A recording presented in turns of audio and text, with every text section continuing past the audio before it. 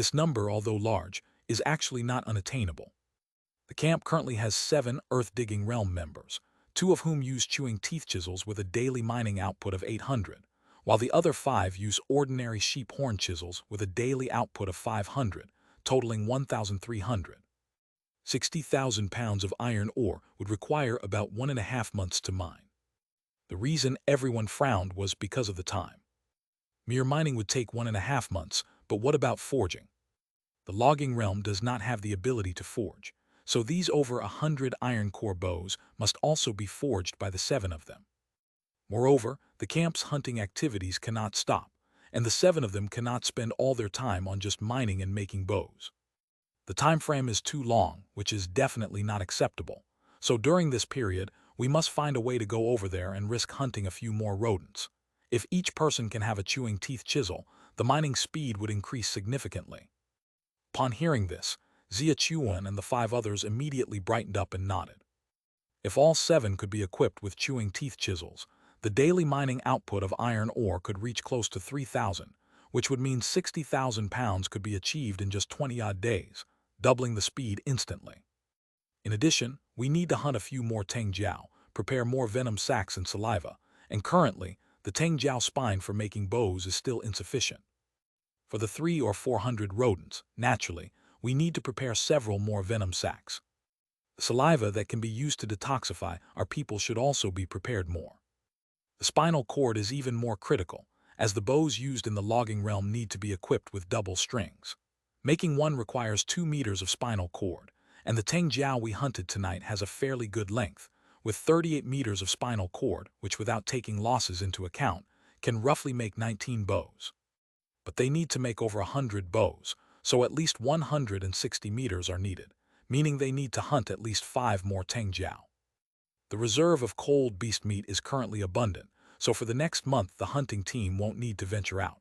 Once Yuan Cheng's injuries heal, I will take you 6 out to hunt another 5 Tang Jiao. In the meantime, you 6 will join me, putting our all into mining. Yes, leader. Having made the decision, Xia Hong did not delay and began to deploy accordingly. By the way, Chuan, go inform Shi Qing right away that during this period, everyone in the camp who is above the logging realm must allocate half their evening each day to practice archery with him, and he should teach them well. Since there aren't enough bows and arrows at the moment, inform Mu Dong to have the craftsman workshop rush out a batch of wooden ones for them to practice with. Once the bows and arrows are ready, there won't be time to train. Yes, leader. Xia Chuan nodded in compliance, leaving immediately to inform Shi Qing. Looking at the remaining 4, Luo Yuan, Xia Hong spoke up directly. Time is running out, you 4 continue to the mine, and I'll stay here to make bows. Once night falls tomorrow, we'll head to the north slope of the mountain wall and see if we can find an opportunity to hunt a few more rodents. The 4 nodded in compliance, turning directly to head down to the mine. 120 points of iron resources are only enough to make 4 bows. There should still be a bit more at the mine. I'll first mass-produce the bows, then move on to the arrows later. Xia Hong took out iron ore directly, placed it into the furnace for smelting, and began the tedious process of bow making. In fact, the efficiency of forging weapons at the Great Xia Camp is considered very high. According to the initial statement by Luo Ming, an ordinary 10-forged blade would require at least 2 earth-digging realm individuals working together, spending 3 to 5 days on it. However, at the Great Xia Camp, with a polishing stone, an earth-digging realm individual can forge a piece of 10-forged weapon weighing around 700 pounds in one night. The iron core bow only weighs 300 pounds, allowing the Great Xia Camp to forge 2 in one night, a remarkably high efficiency. But when thinking about making 100, Xia Hong still felt it was too slow. No rush, no rush. First use up the iron ore on hand, then focus with the other 6 on mining. Once there's enough iron ore, with 7 earth-digging realm individuals working together, the bow-making speed will pick up. While the iron ore was being smelted into liquid, Xia Hong didn't remain idle, consuming a supply of cold beast meat that had been prepared in advance, and began training diligently. After notifying Shi Qing, Xia Chuan also headed directly to the mine to mine iron ore with Luo Yuan and the 4 others, racing against time. Upon receiving the notification, Shi Qing immediately called upon his son Shi Ping, then went separately to find Bai Dongying and Cheng Feng, relaying Xia Hong's orders to them. The collection team and logging team, including the hunting team, everyone in the camp from the logging realm must dedicate half of each evening to practicing archery. Though Cheng Feng and Bai Dongying didn't understand, they confirmed it was Xia Hong's order and promptly complied, notifying all members of the collection team and logging team. After ensuring that all from the logging realm, including the 9 members of the hunting team and the craftsman workshop, were informed, Shi Ping went to the mine to report back to Xia Chuan. Xia Chuan, who was mining, didn't turn around but thought for a moment before responding directly. Also tell them, from now on, we will hold an archery skill contest every 10 days. The top 3 will be rewarded with 10 contribution value points, and those from 4th to 10th will be rewarded with 5 points. Yes, sir. Shi Ping was momentarily surprised, but his face soon filled with joy. After nodding in compliance, he joyfully went off to inform the others. Xia Chuan naturally understood why he was so happy. Although Shi Ping only had the strength of the logging realm, he had inherited his father Shi Qing's considerable skill in archery. Though the top 3 were uncertain, he could definitely make it into the top 10, which is why he felt so joyous. Brilliant idea. With contribution value as a reward, they will definitely practice more diligently. Chuan, it's no wonder the leader appointed you as the camp supply officer. Impressive. Once Shi Ping left, the 4 who were mining alongside Luo Yuan couldn't help but give Xia Chuan a thumbs up. Even without the competition, these from the logging realm in the camp would certainly train seriously, given that they'd need the skills for future outings. But with this competition in place, they would undoubtedly practice even more earnestly. The overall increase in archery skill across the camp would also likely happen more rapidly. Faced with the praises of the 4, Xia Chuan remained calm, replying in a deep voice. The faster their archery skills improve, the bigger the camp's chances of success against the rodent swarm. In the end, they're practicing for themselves. The contribution value is merely icing on the cake. Upon hearing this, Luo Yuan and the 4 slightly straightened their postures, nodding in agreement. Let's hurry and mine. The leader is still waiting on us. Sure. The 5 of them lifted their tools once again, accelerating their extraction efforts. Chapter 152. Chapter 119. Materials exhausted. Archery competition. Warm sun giant adds 2/10. Clang, clang, clang, clang, clang. Hiss. 10 days later, inside the blacksmith room. Xia Hong, Luo Yuan, Xia Chuan, and Zhao Long, all shirtless, were hammering away at the iron ingot on the furnace, the clanging of the hammer echoing incessantly. On the left side of the room, several people from the craftsman workshop submerged the red-hot iron ingot into a wooden barrel filled with clear water, which immediately generated billowing smoke. Once the temperature of the iron ingot cooled, they promptly sent it to the furnace, handing it over to Xia Hong and the others for further hammering. On the right side of the room, Mu Dong was directing 2 people to stretch one end of the Teng Jiao spine tightly while pulling the other end himself, installing the spine onto the already forged iron core bow. At the doorway, people were constantly coming in and out, some delivering iron ore, while others stretched their necks to see if a new bow had come out of the forge. Twang! Mu Dong, having finished stringing the bow, pulled firmly on the iron core bow in his hand, confirming that both the tension and the sound were fine. He immediately looked up and shouted towards the doorway. The 32nd iron core bow is ready. Come grab it quickly. Coming, coming, coming. Before he could finish speaking, Shi Ping, who was waiting at the door, had already rushed over. After taking the new bow from Mu Dong's hand, Shi Ping exclaimed in astonishment. So fast, it's only been half the night and the leader has already finished too. Yes, the leader is getting faster and faster at forging. Tonight alone, he might single-handedly forge 3 bow bodies, and with Xia Chuan, Luo Yuan, and Zhao Long, they should be able to make 6 tonight. Shi Ping turned his head to look at Xia Hong standing by the furnace, a deep respect rising in his eyes. Everyone below is waiting. I'll take the bow over first.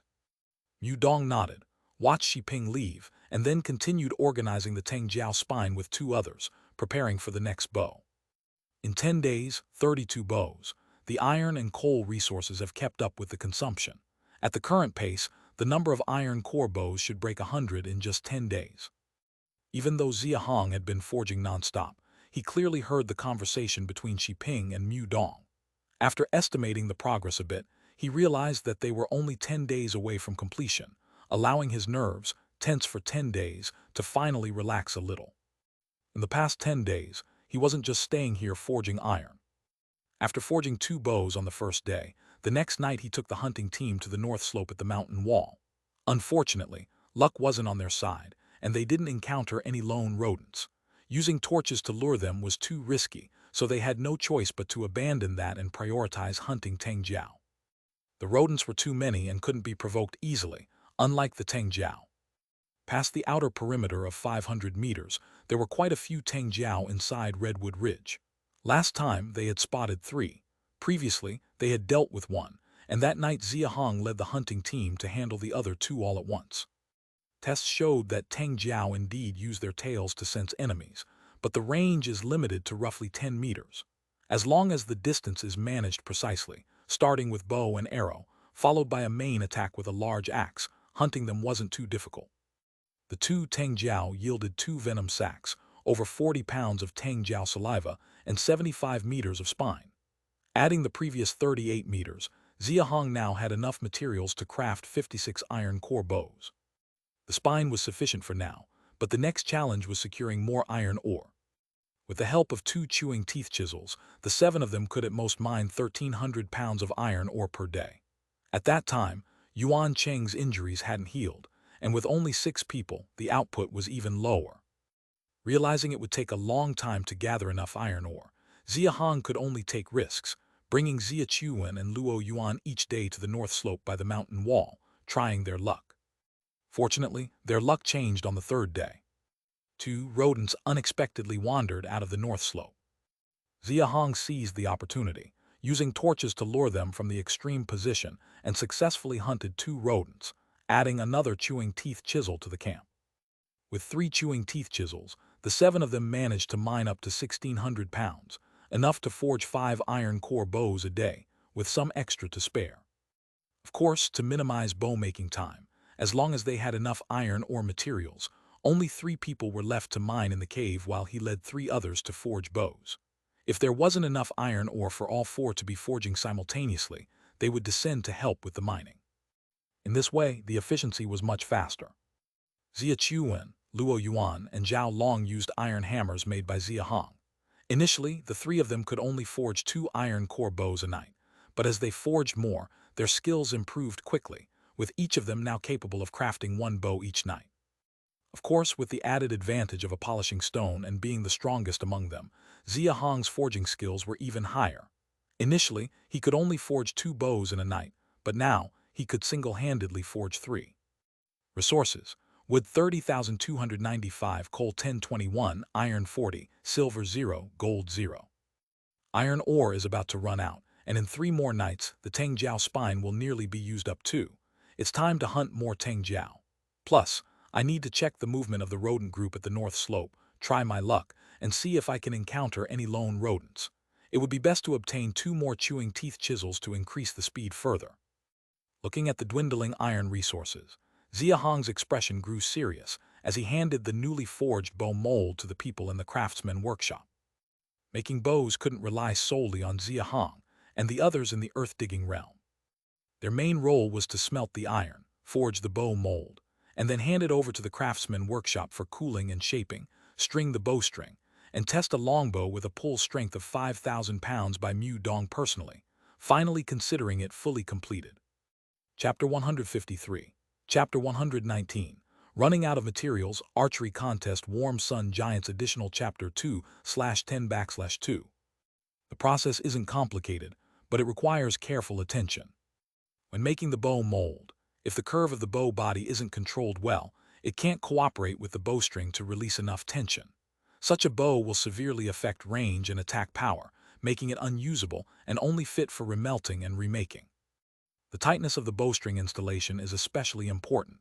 If installed too tightly, it could break easily with any external force. If too loose, it cannot work with the bow body to release sufficient pull. The latter is fine, as it can be readjusted, but if the former breaks, the 2-meter Teng Jiao spine would be wasted.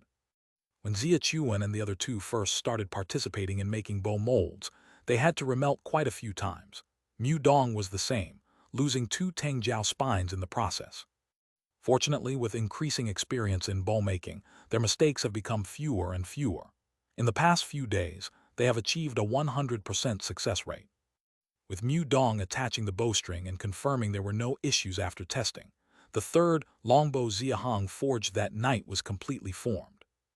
At the same time, in another area, Xia Chuan and his team also completed their bow mold, handing it over to the people at the craftsman workshop. Once Mu Dong had attached all 3 bowstrings and successfully tested them, Xia Hong finally exhaled, telling everyone, "The iron ore is almost used up. Let's all take a break for now and save up iron ore for a couple of days before proceeding." Everyone visibly relaxed a bit. For 10 consecutive days, not only were Xia Hong and the 7 Earth-Digging Realm members working non-stop, but Mu Dong and the craftsman workshop team were also working almost continuously at night. Saving up iron ore for 2 days means they can rest for 2 days, which naturally lifted their spirits. Of course, those who could relax did not include Xia Chuan, Luo Yuan, and Zhao Long. The Earth-Digging Realm members still needed to continue mining in the caves. Collecting iron ore was their primary task. Though exhausting, Xia Chuan and the other 2 showed no signs of fatigue or boredom, instead remaining enthusiastic and driven. Firstly, with Xia Hong leading by example, working faster and producing more than them, they dared not complain. Secondly, the bow-making was not just for the campsite, but also for their own safety against the rodent swarms. Thirdly, crafting each iron core bow themselves gave them a strong sense of accomplishment. It's important to know that in the Redwood Ridge area camps, only 11 iron core bows were made over several decades. Yet, in the past 10 days under Xia Hong's leadership, they managed to forge 36. With progress accelerating, the goal of 100 iron core bows was within reach. This sense of achievement isn't something that can be easily described in a few words. Once over 100 iron core bows are crafted, the strength of the Great Xia Camp will undoubtedly ascend to a new level. 100 bows fired simultaneously is a thrilling sight, and even the rodent swarms on the northern slope of the mountain wall won't be able to resist, especially with the Tang Jiao poison pouches. Seeing Mu Dong lead the group away to rest, Xia Hong also took Xia Chuan and the other 2 out of the blacksmith room, ready to head down to the mines. But just as they reached the first floor, a commotion came from the doorway. Su Ning, 200 meters, hit on target. Good. Su Ning, impressive. Curious, Xia Hong hurried out to find over 100 people lined up in the valley, taking turns shooting arrows at targets set up in front of the wooden house. After Su Ning finished shooting, Shi Ping recorded his score on a wooden board. Then another person took Su Ning's bow, aiming at the target. This person's skill wasn't as good as Su Ning's. Though they also hit the target, they chose the 100-meter target and hit on target. Luo Kai, 100 meters, 10 hits. From a distance, Shi Ping walked out again, loudly announcing that person's score before another took their turn to shoot. Is this a contest? Seeing the targets lined up ahead, ranging from 50 to 200 meters, and combined with Shi Ping's movements, Xia Hong immediately guessed. Beside him, Xia Chuan, realizing Xia Hong wasn't aware of the archery contest, quickly stepped forward to explain it to him. Upon hearing this, Xia Hong's eyes lit up. Not bad, this contest can help them quickly improve their archery skills. With contribution value rewards and the chance to show off in front of people, gaining both fame and fortune, it's no wonder everyone was so enthusiastic about the contest. We could also organize a ranking for basic strength improvement, maybe monthly or on another schedule, divided between the logging realm and earth-digging realm tiers, with the greatest improvement receiving certain contribution value rewards. Xia Hong immediately realized that this contest could extend into training and even more activities. Xia Chuan, hearing this, also brightened up and quickly nodded. Understood, leader, I'll arrange it. In the Ice Abyss world, it's only natural for everyone in the camp to be soldiers, with training as essential as eating and drinking. Short weapons, archery, wilderness survival skills, and various hunting knowledge must be mastered by all. Previously, the archery practice in the camp wasn't as extensive as it is now due to the shortage of iron core bows. There were only 11 in total. When the hunting team went out, Xia Hong kept just 1 in the camp, not allowing many to practice. Now, with the number of iron core bows suddenly increased to 47, while not enough for everyone to have one, it's enough for over 100 to take turns practicing. People are naturally social creatures, and with everyone beginning to practice, competition and comparison are bound to arise. Plus, with Xia Chuan's 10-day contests, participants can stand out in front of the entire camp and gain contribution value rewards. Chapter 154. Chapter 119. Running Out of Materials, Archery Contest Warm Sun Giants Additional Chapter 2/10/3. If one can win first place in the competition, it would be a great thing with both fame and fortune, so everyone's enthusiasm for practicing archery is naturally high. This can be seen from the intense atmosphere of the competition. Xiping, 200 meters, 10 rings. Wow, Xiping's archery is this strong too. Nonsense, our archery instructor Xiping is his father after all. He's also made it to Class A, and there are already 9 people in Class A, with only half the participants finished. It seems those in Class B can't make it into the top 10. Definitely, the number of people making it to Class A will surely exceed 10. How are the rules of this competition designed? Seeing Xiping also participate in the competition and arouse a burst of amazement with his results, Xia Hong was curious about the rules of the competition, so he turned his head to ask Xia Chuan. Since Xia Chuan designed the competition, he knew it well and said, "Anyone above the logging realm except for the hunting team can participate. Targets are divided into 200 meters, 100 meters, and 50 meters, each with 10 rings. Based on the target chosen by the contestant, they are divided into Class A, B, and C. Only hitting the 10 rings counts as a score, right?" Hearing Su Ning and Xiping's results, along with several others, all being 10 rings, Xia Hong immediately understood the rules set by Xia Chuan. As expected, Xia Chuan nodded upon hearing this. Xia Hong thought for a moment but said nothing. These rules seem strict, but they are undoubtedly beneficial without any drawbacks. Those who venture out to hunt know best the harshness of the ice abyss world. If one can't achieve perfect accuracy in static shooting, then they are simply not qualified to deal with the powerful and cunning cold beasts of Redwood Ridge. But what if the number of people in Class A exceeds 10? Since only those hitting the 10 rings count as having a score, those qualifying for Class A all have the same results, making it naturally difficult to distinguish rankings, and Xia Chuan's rewards are to be given according to rankings. For this issue, Xia Chuan was clearly prepared, pointing with his hand to the left side. Xia Hong looked in the direction he pointed and discovered the quietly standing wooden mannequin on the left side of the crowd, and immediately understood. "All right, let them compete. Let's go to the mine first." Xia Hong was about to lead Xia Chuan and others away, but just as he began, he was discovered by someone behind. "The leader is here." The leader also came to watch us compete. "Quick, make way for the leader." "Folks, why not let the leader also shoot an arrow for us to see?" "That's right, I've never seen the leader shoot an arrow." "Yeah, let the leader also shoot an arrow for us to see." No one knows who first suggested that Xia Hong should shoot an arrow to try. The crowd immediately became enthusiastic. Apart from a few members of the hunting team, these people had never seen Xia Hong shoot. Of course, even if they hadn't seen it, they had heard from the members of the hunting team that Xia Hong's archery skills were excellent, which is why they were cheering.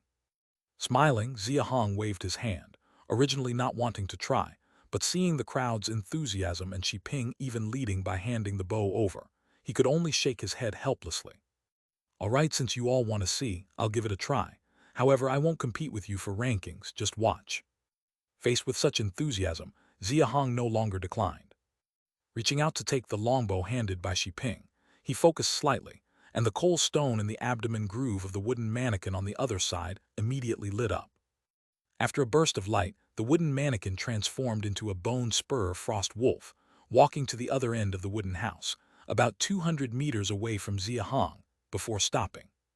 The cold beasts of Redwood Ridge are not static targets. Whether hunting, gathering, or logging, once encountered, they will not foolishly stand still waiting for your arrow. As Xia Hong finished speaking, the bone spur frost wolf, transformed from the wooden mannequin, suddenly gathered strength in its limbs and charged at him like a bullet. Among the 5 types of cold beasts encountered so far, the frost wolf's speed is second only to the rodent's. For the frost wolf, 200 meters is less than 10 moments of time. Whoosh and whoosh and whoosh and whoosh. As soon as the frost wolf moved, Xia Hong was already bending the bow and knocking the arrow, shooting 4 arrows in quick succession. Except for the first arrow, which took 1 moment, he shot the remaining 3 arrows almost immediately without aiming. Everyone hurriedly turned to look at the frost wolf, and all took a deep breath. The first 2 arrows hit the frost wolf in its eyes, and the terrifying impact carried by the 2 arrows caused the frost wolf's head to flip backward, almost sending its body flying backward. The next 2 arrows predicted the trajectory of the frost wolf's backward movement and directly penetrated its shoulder blades, pinning its body to the ground. Thud, thud, and growl. The frost wolf transformed from the wooden mannequin was extremely realistic. Although hit by these 4 arrows, its life force was not entirely severed, and it struggled madly on the ground, roaring, freeing itself from the 2 arrows in its shoulder blades and began retreating, seemingly trying to escape. Xia Hong's eyes shone slightly. The mimicry of the wooden mannequin was indeed realistic to the extreme, almost perfectly replicating the reaction of a cold beast. Of course, he didn't stop moving. He quickly stepped forward a few steps, once again drawing his bow and nocking an arrow, shooting 6 more arrows in succession at the frost wolf, dodging left and right. 1 arrow pinned its head, 4 arrows pierced its body, and the last arrow hit its tail. The frost wolf, transformed from the wooden mannequin, was finally pinned to the ground by Xia Hong's arrow. After Xia Hong finished shooting 10 arrows, there was silence all around. Chapter 155. Chapter 119. Running out of materials, archery contest, warm sun giants, additional chapter 2/10/4. Everyone stared in amazement at the frost wolf on the ground, unable to move. Just now, Xia Hong's 10 arrows took only about a dozen breaths. A dozen breaths, for those present who just participated in the archery competition, isn't even enough time to draw a bow, nock an arrow, and aim. But Xia Hong not only shot 10 arrows but also didn't miss any.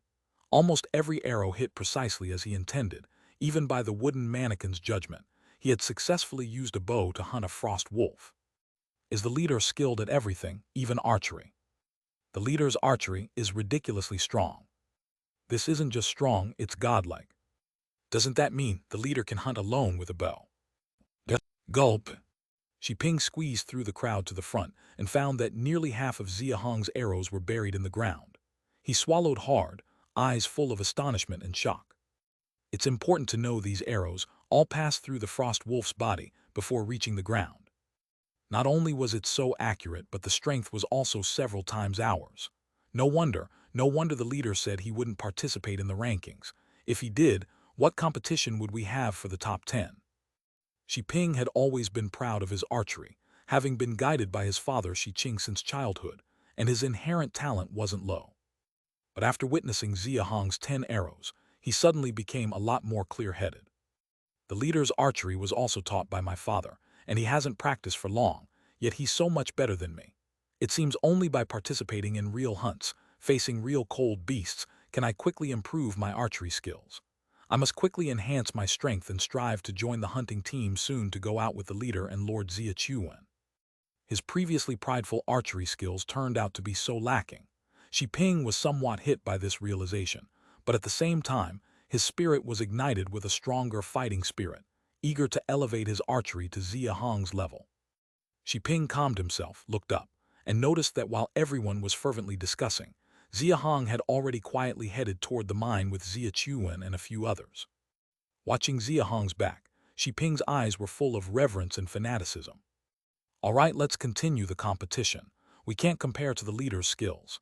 If one day we can reach even half his ability in archery, we'd be very fortunate. As the crowd's excitement gradually calmed, Xiping stepped forward to announce the continuation of the competition.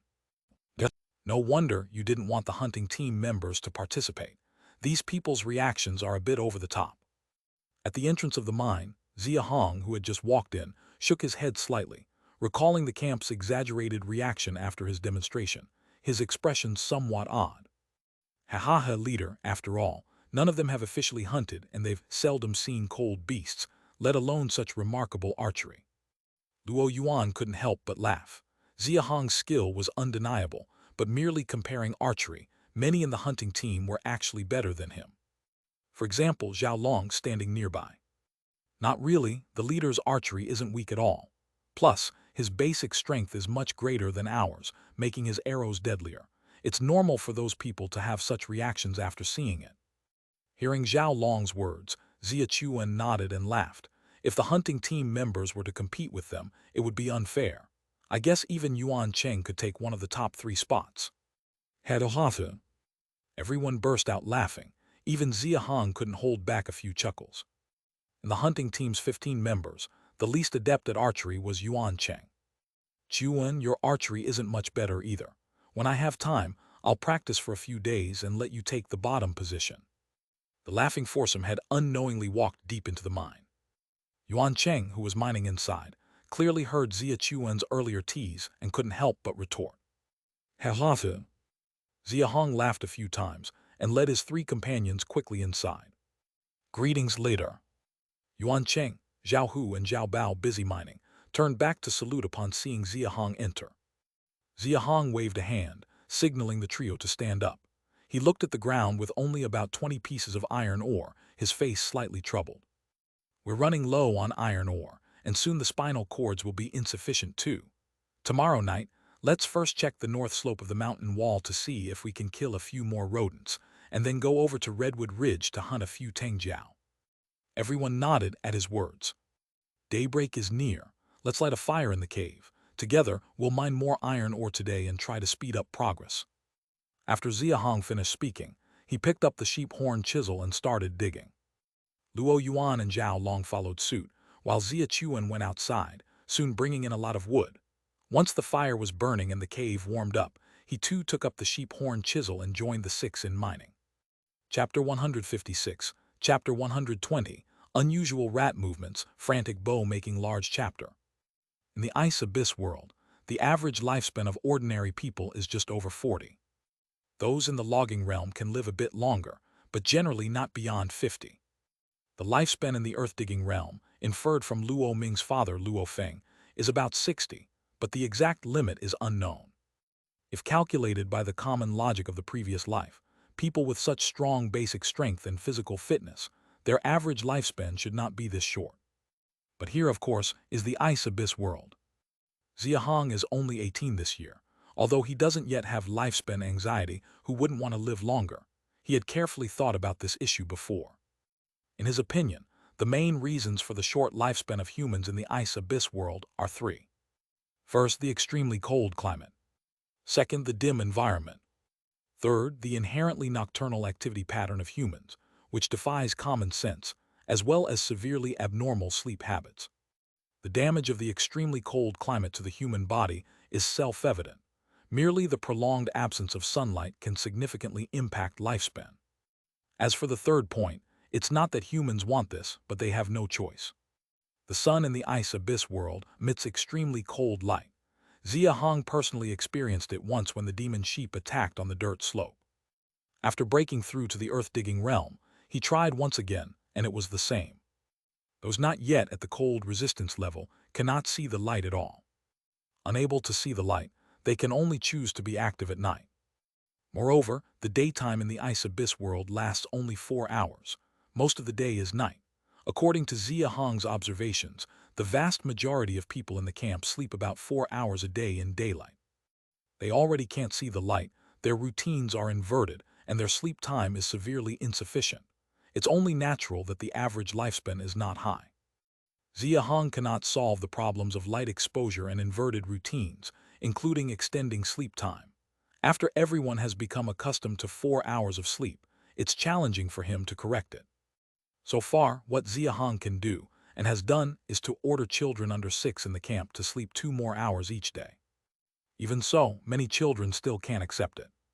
As soon as it gets dark, they naturally wake up and then can't fall back asleep. If children are like this, there's no need to mention adults. A long-standing collective habit, handed down for years, is hard to alter in a short time, and Xia Hong understands this well. It's akin to the habit formed by humans in the previous life, working from sunrise to sunset. Only the people in the Ice Abyss world just happen to be the opposite. If it can't be changed in a short time, then it can only be slowly influenced and altered over time.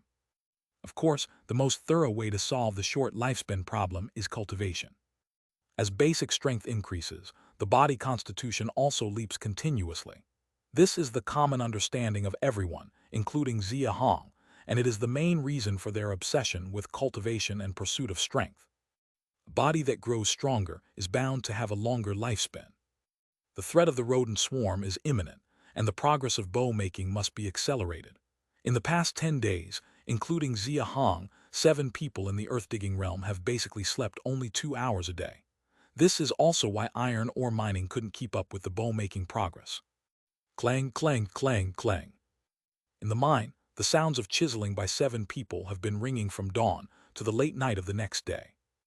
Xia Hong and the others continued mining for 15 hours before finally stopping. Correspondingly, there's a pile of iron ore at each person's feet. Xia Hong weighed his pile, then looked at the others. Report how many pounds you've mined, give an approximate number. Xia Chuan, I have about 520 pounds here. Luo Yuan, 490. Zhao Long, 130. Zhao Hu, I had some before, adding up to total of 450. Zhao Bao, I also had some before, adding up to total of 430. Yuan Cheng, same as them, adding up to total of 470. The efficiency of mining isn't just affected by tools, but also by strength. The greater the basic strength, the faster the mining progress naturally becomes. Before we four came to the mine, the chewing teeth chisels were used by Zhao Hu and the other 2. In their subsequent mining, they used the sheep horn chisel and estimated to have mined just over 100 pounds, but adding the stockpiled ones, they had over 400 pounds each. After he entered with Xia Chuan and the other 2, to enhance mining speed, he took one of the chewing teeth chisels, and the remaining 2 were used by Xia Chuan and Luo Yuan, so their mining amounts are relatively high. Zhao Long has been using the sheep horn chisel, so his amount is the least. How much did you mine, leader? When Luo Yuan asked, the other 5 all turned to look at the pile of iron ore beside Xia Hong's feet, and their eyes immediately showed astonishment. About 840 on my side. Each piece of iron ore weighs about 40 to 50 pounds, so seeing that pile, everyone had a rough idea, but hearing Xia Hong report 840 pounds, they couldn't help but marvel at Xia Hong's high mining efficiency. My basic strength is about twice yours, so my mining efficiency is naturally faster. When your basic strength catches up with mine, you can do it too. Xia Hong didn't make a big deal of it. After 15 continuous hours of mining, the 7 of them had basically reached their limit, and a yield of over 3,300 pounds was considered lucky. We can now make 11 bows. Let's take a break. There are still 9 hours until dawn, so let's all go back to rest for 4 hours, then go to the northern slope of the mountain wall. We still have to hunt Jiao tonight. We're out of spinal cords. Chapter 157. Chapter 120. Rat Swarm Unrest. Mad Bow Making Large Chapter /2. The 6 nodded, put down their chisels, and followed Xia Hong out of the mine. Mining is not an easy task. Although all 7 of them were in the earth-digging realm, after 15 hours, they were already exhausted and definitely needed rest. Outside, it was midnight. At the wooden house door, over 100 logging realm were fervently practicing archery. Xia Hong and the others didn't feel like watching and gave a brief greeting to everyone before heading to the 3rd floor to rest. Sir, the top 10 results of the competition are out. Please have a look. Xia Chuan had just walked up to the 3rd floor when Shi Ping caught up from behind and handed him the list of the top 10.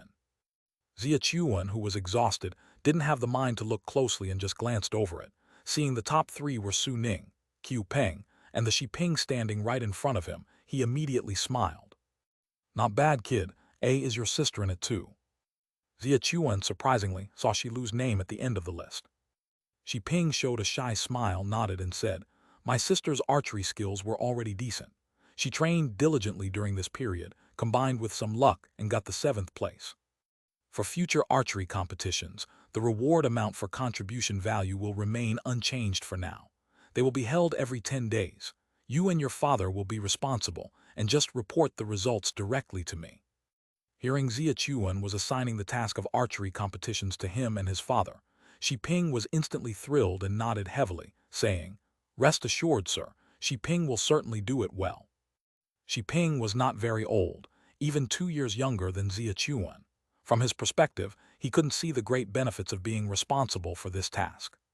His excitement was simply because Xia Chuan entrusted such an important task to him, which was an affirmation of his abilities. Also, archery was fundamentally an interest of both him and his father. His father Shi Qing would be even more delighted when he knew. By the way, has everyone been informed about the rodent group? Xia Chuan walked a few steps, remembered something and turned back to ask. Shi Ping nodded immediately upon hearing this and replied, 10 days ago, when the camp announced the intensive archery training, it was already communicated, and the people in the logging realm are generally aware. All right, you may go now. I need to rest. Later, I need to go check the north slope of the mountainside with the leader and hunt the dragon tonight. Sir, please rest first. I'll take my leave now. Shi Ping watched Xia Chuan leave, admiration and envy filling his eyes. His admiration stemmed from the fact that he knew Xia Chuan and the others were so tired, because they had been mining in the cave for over 10 hours. The mining objective was to make enough bows and arrows for those in the logging realm to deal with the rodent group on the mountainside, ultimately for the safety of the camp. Envy came from Xia Chuan's last remark about going out with the leader. It could be said that anyone in the camp who had advanced to the logging realm wanted to join the hunting team and go out with Xia Hong, himself included. Last time when the hunting team brought back the Tengjiao prey, it was already widely known. One prey could earn several hundred contribution value. Not to mention exchanging for cold beast meat, it was almost enough to exchange for 2 sets of clothes. Of course, contribution value was just one aspect. With Xia Hong's high status in the hearts of everyone in the camp, going out with him was itself an event of great honor. The hunting team no longer recruits from the logging realm. To get in, one must advance to the earth-digging realm. I must hurry and train. Shi Ping encouraged himself silently, quickly went downstairs, and joined everyone to continue practicing archery. Not too many people are needed. Xia Chuan and Luo Yuan, come with me. You 4 stay here and report any situations. 4 hours later, not far from the north slope of the mountainside. Xia Hong motioned Zhao Long and the other 4 to stay put down the huge axe on his back, and only carried a bow and a quiver of arrows. He led Xia Chuan and Luo Yuan, who were similarly equipped, as the 3 cautiously moved towards the north slope. The 3 quietly climbed up the slope, and simultaneously peeked towards the top of the north slope. This glance made all 3 faces slightly change. Moved. It did move. Last time when we checked it wasn't certain, but now it is confirmed. It moved to the southern mountain about 100 meters or so. Look at the northern grassland. It was covered by the rodent group when we came earlier, so we couldn't see it. Hearing Xia Chuan's words, Xia Hong glanced towards the grassland and confirmed that the rodent group's position had indeed moved about 100 meters south. His expression immediately turned grim. He had come here 3 times in the last 10 days with people. The purpose of coming here was, of course, not just to make a few more chewing teeth chisels. More importantly, it was to observe the rodent group for any signs of movement. He hadn't hoped for the rodent group to leave on their own, just wished they would remain still until he forged enough bows and arrows. But now that hope is gone. The valley is about 2 kilometers away from here, and the rodent group only moved a mere 100 meters, which may seem insignificant. The real concern for Xia Hong is that this movement indicates an unpredictable risk that has increased. Why did they move? Is there a problem? Will they continue? Will their next move be further towards the southern mountaintop? Today it's 100 meters. Will they move a kilometer tomorrow, or even 2 kilometers? Do they move at night or during the day? If this group of rodents discovers the valley during the day, even if they are prepared with 1,000 bows and arrows, it is a dead end. Chapter 158, Chapter 120, Rat Swarm Unrest, Mad Bow Making Large Chapter /3. Several questions popped up in Xia Hong's mind in quick succession, his expression constantly changing. He swiftly interrupted his thoughts, and a sense of urgency filled his heart. Big brother, look over there. Before he could figure things out, Xia Chuan on the other side seemed to have seen something, his tone suddenly becoming extremely heavy, signaling Xia Hong to look quickly. Xia Hong hurriedly turned his head, looking in the direction of Xia Chuan's pointing finger. Upon seeing it, his face immediately darkened to an extreme degree. On one side of the mountain wall's north slope, exactly where Xia Chuan was pointing, there were unexpectedly 40 to 50 rodents of various sizes. That group of rodents was noticeably much smaller than others, with the largest one being half a meter in length, its fur sparsely covering its body, and its tail's barb being very short. The smallest was only 20 to 30 centimeters long, and being so far away, it wasn't very clear to see, only appearing flesh-colored, clustered together, exceptionally disgusting. These are rodent pups. They've only been here for a little over a month and they've already started breeding, and the number, so many at once. The total number of these rodents was about 300 to 400, and in just over a month they produced 40 to 50 more. Looking at their size, they're growing quite fast. If they continue to breed like this, what will happen? Luo Yuan's words caused Xia Hong's brows to furrow deeply, with even a trace of horror in his heart. He knew the breeding ability of rodents. Let's go, there's no chance tonight. We need to hunt the serpents and speed up the progress. Seeing no rodents alone, Xia Hong didn't waste any more time. After observing for a moment, he led Xia Chu and Luo Yuan down the north slope, then sought out Zhao Long and the others, quickly heading towards Redwood Ridge together. The rodent swarm had moved over 100 meters southward. Moreover, they've started breeding. This thought was the only one in Xia Hong's mind. The sense of urgency in his heart instantly soared to the extreme. Originally, the achievement of crafting 36 iron core bows within 10 days was somewhat satisfying, but after witnessing the rodent swarm tonight, it was instantly shattered. Not fast enough, still not fast enough. The efficiency of bow making must be further improved. If this rodent swarm is not dealt with quickly, if anything goes wrong, it will be them resolving the threat to the great Xia camp. Xia Hong is not the only one who realized the severity of the situation. Xia Chuan, Luo Yuan and Zhao Long, along with the 4 others who learned of the situation, instantly became tense. Tonight, focus on finding, hunt as many as possible, and try to gather all the necessary spinal cords at once, then increase the speed of bow making when back at the camp. The situation is critical, and during this period we must all minimize rest, crafting the bows as quickly as possible, and we need to act ahead of time. Yes, leader. The 6 who understood the seriousness of the situation quickly nodded in agreement, their expressions matching Xia Hong's seriousness and solemnity. The most difficult part about dealing with Teng Jiao is its toxic mist, as one can only endure for half an hour after covering with a wet cloth, so the hunting time must be controlled within half an hour, and even less if possible to allow sufficient escape time. The time used must be very short. That is the only challenge. After Xia Hong discovered that Teng Jiao saliva could alleviate the toxic mist, hunting Teng Jiao with the 7 of them working together posed no difficulty. Xia Hong led the 6 of them in a frenzied search within the range of a kilometer, consecutively hunting 3 Teng Jiao, estimating they could acquire over 100 spinal cords, yet he was not satisfied and chose to continue searching with the 6. We also need to leave enough time for mining. We probably won't have time to hunt Teng Jiao later, so let's finish it once and for all, find one more, kill it, and return. None of the 6 objected and continued searching with Xia Hong. Quickly 2 hours later, another Teng Jiao fell with a crash. Xia Hong and the 7 of them had perfectly completed their task for the night. 4 Teng Jiao, based on their body length and at least more than 130 meters of spinal cords, the bowstring materials are already sufficient, and the next task is to fully focus on mining and bow making. Upon hearing Xia Hong's words, the 6 who fought all night instantly breathed a sigh of relief. All right, pack it up, go back to the previous location, bring the bodies of those 3 Teng Jiao too, and head back. Xia Hong motioned for the 6 to pack up the prey, while he began carefully searching on the tree where Teng Jiao just occupied. Soon, Xia Hong found a mass of saliva in the middle part of the tree. He packed all the saliva with a leather bag, weighed it, and Xia Hong's face immediately showed a smile. Not bad, lucky enough, it's over 10 pounds. The previous 3, plus tonight's 4, Xia Hong had already hunted 7 Teng Jiao in total, and he had gotten the hang of the pattern of Teng Jiao saliva production. Although saliva is a secretion of Teng Jiao, its body would have no more than 10 pounds at most. Xia Hong speculated that after reaching a certain quantity, Teng Jiao would spit it out, and it might evaporate quickly after being spit out. Whether there is Teng Jiao saliva on the tree depends on luck. Accurately speaking, it's about whether the hunted Teng Jiao had secreted recently. The luck tonight was decent.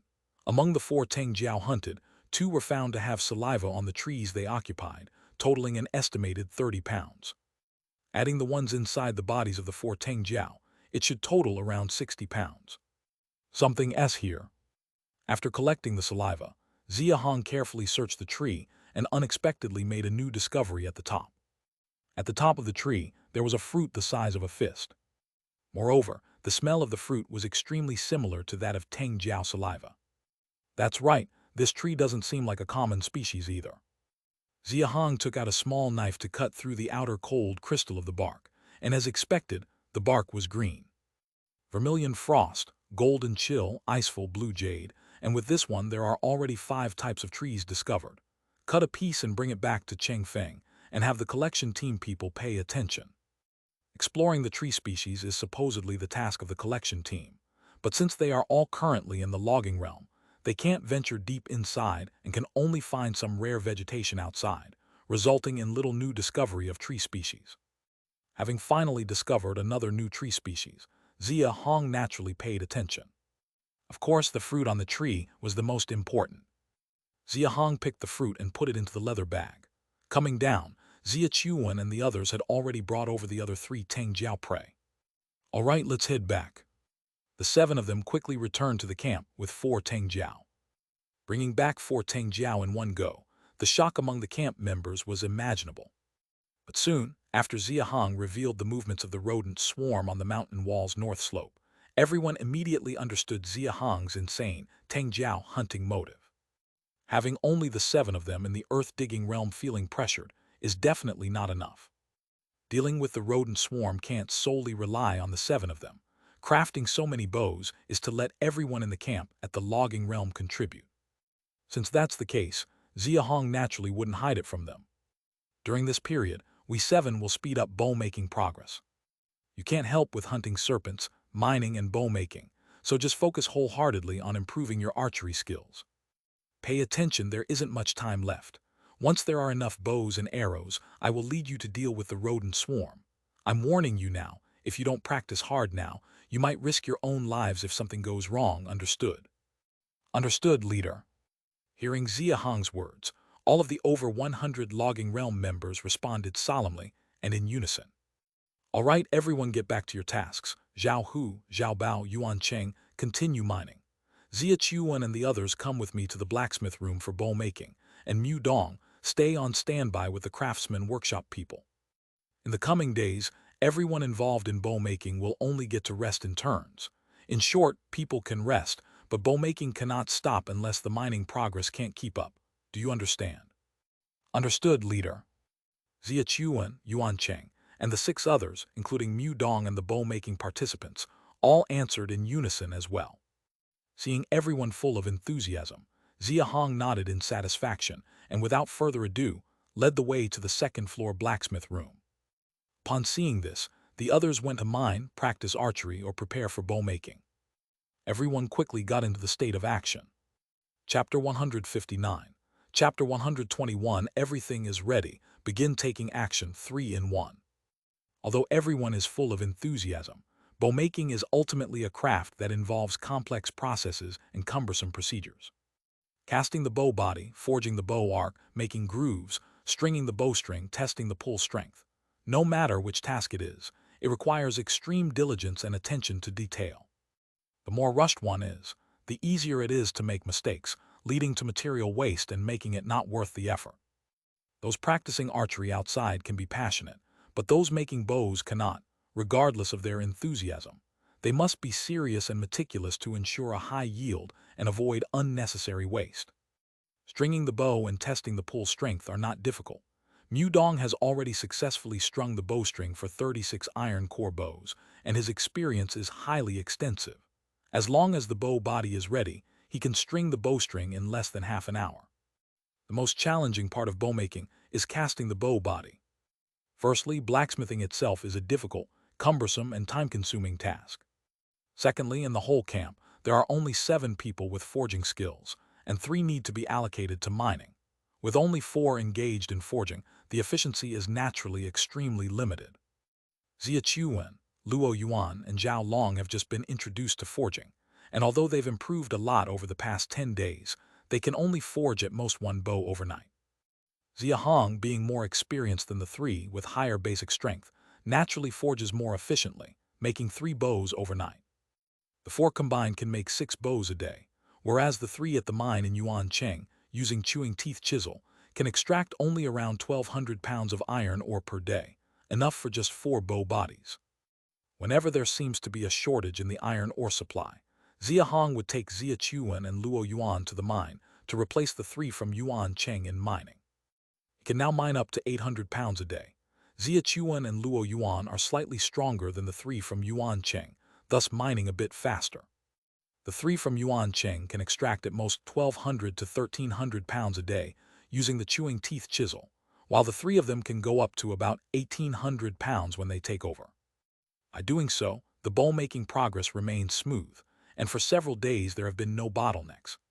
The 7 of them rest only for 1 or 2 hours each day, and under such an overloaded operational state, the efficiency of bow-making naturally keeps climbing.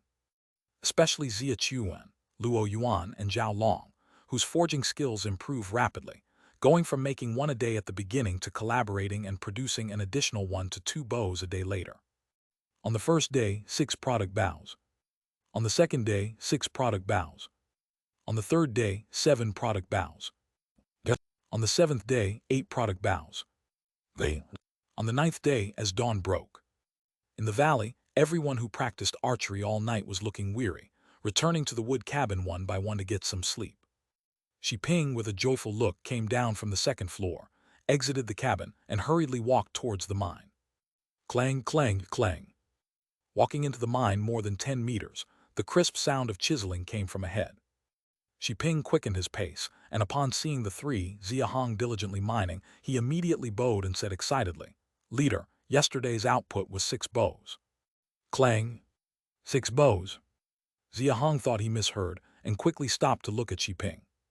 Xia Chuan and Luo Yuan on the other side also paused and looked at him. Under their gaze, Xi Ping felt a little nervous, but still nodded and said, "Yes, 6 bows.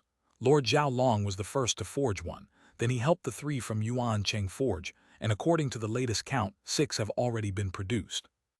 Zhao Long's forging skill is improving quite rapidly." Xia Chuan, who had stopped, couldn't help but praise when he heard this. Xia Hong nodded, and after thinking for a moment, immediately understood.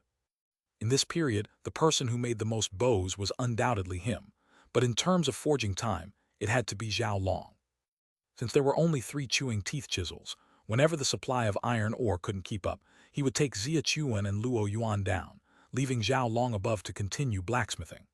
Over these 8 consecutive days, 6 of them took turns mining, while only Zhao Long continued forging on top, so his skills naturally improved quickly. "How many iron core bows do we have in the camp now?" While signaling to Xia Chuan and Luo Yuan to bring over the iron ore, Xia Hong turned his head and asked Xi Ping about the number of iron core bows. In the past 8 days, a total of 49 have been made. Adding the previous 36 and the 11 originally in the camp, there are now 96 iron core bows. "How many meters of Tang Jiao spine are left?" 27 meters. Resources: wood 42,102, coal 560, iron 188, silver 0, gold 0. Upon entering the mine, the iron resources were already exhausted. In one evening, the 3 of them extracted a total of 1,880 pounds of iron ore. There are now 96 iron core bows. After calculating in his mind, Xia Hong asked Xi Ping, "How many iron arrows do we have now?" All weapon-related supplies are managed by the camp supply station. Xia Chuan had been busy, so Xi Ping was in charge of these matters. Upon hearing Xia Hong's question, he immediately provided the answer. "We initially had 550 arrows, plus the 500 arrows the leader made 5 days ago. We now have a total of 1050 arrows. Making arrows is different from bows. Forging arrow blanks is not difficult, and the sharpening process can be entirely handled by the logging realm, so the forging efficiency is very high." Upon learning that iron arrows were insufficient 5 days ago, Xia Hong immediately set up a batch. He forged the arrow blanks himself and gathered 20 to 30 people for sharpening. In 2 to 3 hours, they produced 500 iron arrows. Each bow needs to be paired with 50 arrows, which means we still don't have enough arrows. Xia Hong's expression turned slightly solemn, thinking that the iron ore at hand was barely enough to produce 600 arrows, and felt slightly helpless. Chapter 160. Chapter 121. Everything is ready. Let's get started. 3 and 1/2. By calculating, it's clear that during this period, both their bodies and the iron ore for all 7 of them have almost been pushed to the limit. Luckily, their luck in mining was quite good, otherwise they surely wouldn't have kept up. These 8 days, their 2 groups, His group mined for 4 days. Yuan Cheng's group mined for 3 days, and there was one day when all 7 of them went down to mine together. With the system in place, he had a clear understanding of the total mining output. His group mined a total of 7,920 pounds after 4 days. Yuan Cheng's group mined a bit less, with an output of 3,850 pounds. On the day the 7 of them mined together, they extracted 2,300 pounds. That means in 8 days, the total mining output was 14,070 pounds, plus the remaining 3,300 pounds from before, adding up to 17,370 pounds. The 49 bows alone used 14,700 pounds, and in between, they also made 500 arrows, using a total of 2,500 pounds, which adds up to exactly 17,300 pounds. The mining and consumption tally up perfectly over these 10 days. As soon as the iron ore was mined, someone immediately took it to the forge for crafting. Hence Xia Hong said that both their bodies and the iron ore were nearly at their limits. The quantity of iron core bows is sufficient, no need to make more. However, a slight decrease in arrows is acceptable, just not too little. Dawn is breaking soon. Today during the day, everyone should take a good rest. Once night falls, the 7 of us will continue mining. All the upcoming iron ore will be used for arrow production. Yes, leader. Upon hearing this, Xia Chuan and Luo Yuan both sighed in relief. Although their earth-digging realm bodies exceed ordinary virtues, they are not made of iron. Over the past 8 days, they've only slept 1 to 2 hours a day, spending the rest of the time mining or forging upstairs. They've long reached their limits.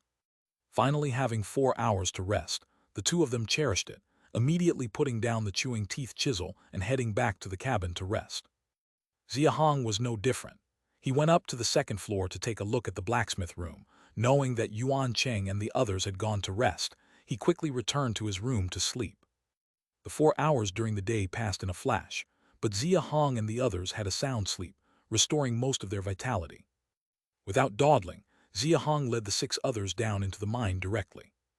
However, he only mined for half a day, extracting about a dozen pieces, around 400 pounds of iron ore, and handed over the chewing teeth chisel to Zhao Long before leaving when it was around midnight. Returning after less than an hour, Xia Hong came back with a solemn expression. I'll go and expedite the iron arrow production first. You all continue mining, and once any iron ore is mined, immediately have it sent up. In 1 day, make as much as you can. The rodent migration is heading south, and we cannot delay any longer. The 6 heard the words, understanding that Xia Hong had just gone to the north slope of the mountain wall again. Their expressions turned solemn, and they turned to expedite their mining efforts. Xia Hong did not delay either, collecting all the mined iron ore from everyone with a heavy expression as he left the mine.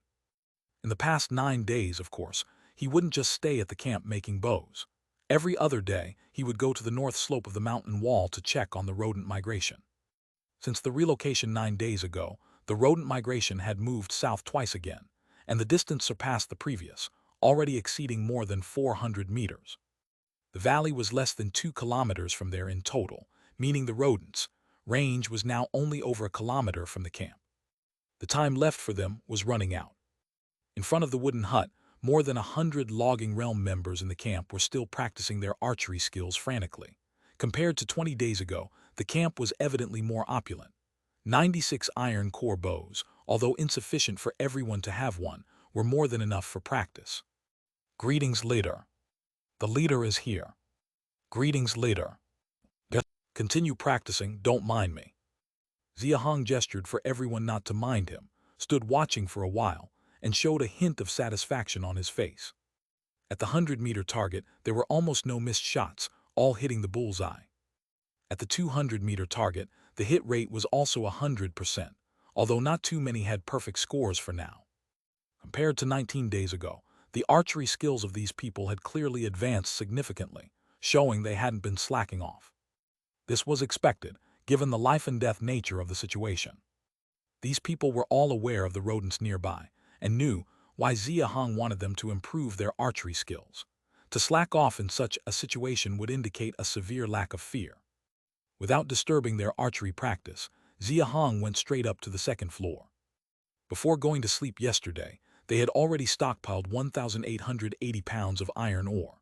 After waking up in a half-day's work, The 7 of them collected more than 1,100 pounds, totaling over 3,000 pounds. With these over 3,000 pounds, over 600 iron arrows can be forged. Combined with the already existing ones, the total is 1,650 arrows.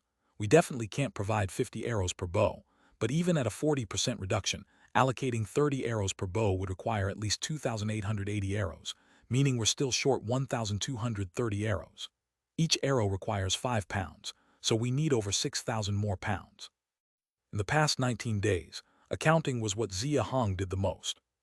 There was no way around it, given the great Xia's inadequate strength, insufficient resources, and the painfully slow mining speed. Over 6,000 pounds, at least there's hope now. Xia Chuan and the 6 can mine about 1,500 pounds a day. Combined with my effort, it can reach 2,200. The speed of arrow production is swift. When the iron ore's depleted, I'll join in mining. It should take less than 3 days. In comparison to bows, the process of arrow making is much easier. Xia Hong only needed to forge the arrow blanks, while the arrowheads were left to others to polish. Previously, he had completed 500 in just over 2 hours. Chapter 161. Chapter 121, Everything is Ready. Begin taking action 3 in 1/3. Upon learning that Xia Hong wanted to make arrows, Mu Dong immediately called for the people from the craftsman workshop to prepare. As soon as he forged one arrow, someone would take it over and start polishing it, maximizing efficiency. 600 arrows were completed in less than 3 hours. Seeing that the iron ore from the mine wasn't being delivered, Xia Hong went down. He accompanied Xia Chuan and the 6 others for 2 days, mining nearly 4,500 pounds of iron ore. After crafting 900 arrows, he went back down again. Xia Hong was like a tireless machine. Of course, it wasn't just him. Xia Chuan and the 6 others, even Mu Dong and others responsible for polishing, were the same. Seeing their relentless efforts, the over 100 people in the logging realm of the camp practiced archery even more diligently. Ordinary people, aside from training, were also doing whatever they could manage. The entire camp seemed charged with an indomitable spirit. On the 3rd night, the final batch of 300 arrows was completed. Xia Hong still didn't leave the blacksmith room, but instead called for Xi Ping to go to the mine and inform Xia Chuan and the 6 others to stop mining and to bring the last batch of iron ore. Xi Ping left the blacksmith room with over 300 arrows. In no time, Xia Chuan, Luo Yuan, and the others came in, drenched and exhausted. "Hugh, big brother, are the iron arrows enough?" Xia Chuan placed a bag of iron ore by the furnace, exhaled deeply, and plopped down on the ground. The 5 behind him, including Luo Yuan, did the same. "It's enough. These 3 days must have been exhausting, right?" The exhaustion on Xia Chuan and the others' faces answered without needing words.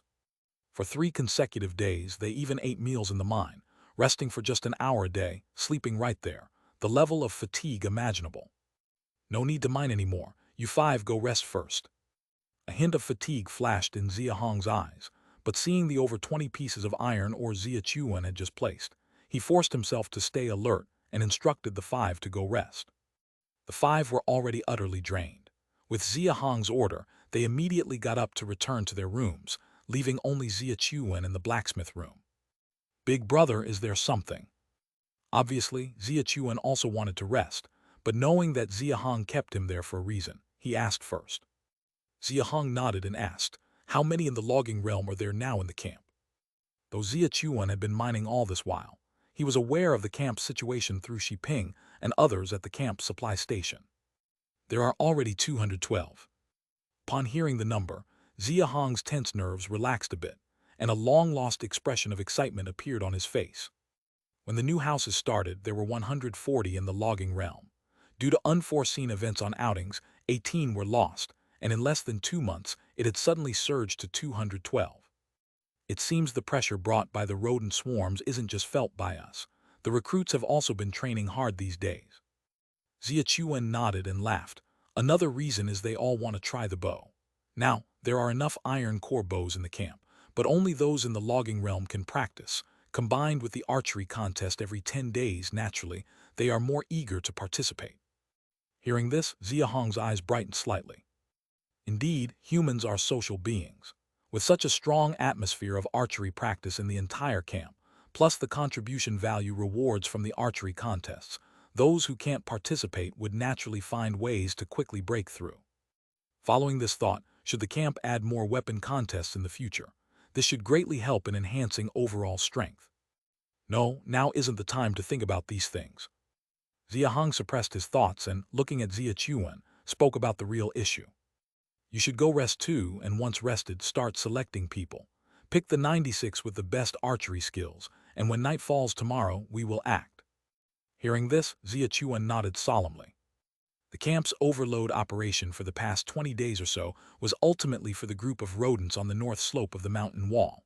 Now that the preparations were complete, they would face them head-on.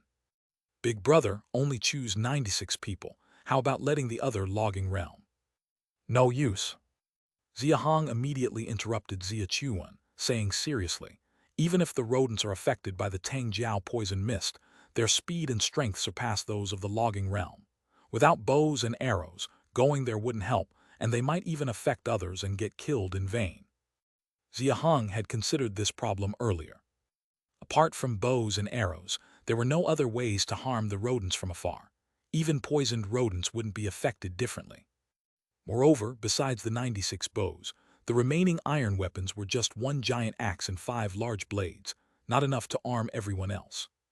Can't have them engage in close combat with the rodents, can we? Whether with or without weapons, those in the logging realm fighting any cold beast up close is suicidal unless you throw lives at it. Moreover, the main attack method this time is archery. Can't have these 96 shooting arrows in the back while over 100 people are battling rodents up front. That would be even more unreasonable. If time allowed, I'd also like to make more bows, but it's not feasible now. Over 100 bows, nearly 3,000 arrows plus the 7 of us. If managed well, dealing with those rodents shouldn't be hard. Chapter 162. Chapter 121, Ready for Everything. Time to take action 3 in 1/4. After Xia Hong finished speaking, he gestured for Xia Chuan to rest first, while he stayed alone in the blacksmith room, lowering his head to look at the last batch of iron ore that Xia Chuan and the other 6 had brought up. Someone get Mu Dong here. Yes, leader. Someone who had been standing guard at the door immediately went to carry out Xia Hong's order. Xia Hong tinkered in the room for a whole night, with Mu Dong staying the entire time.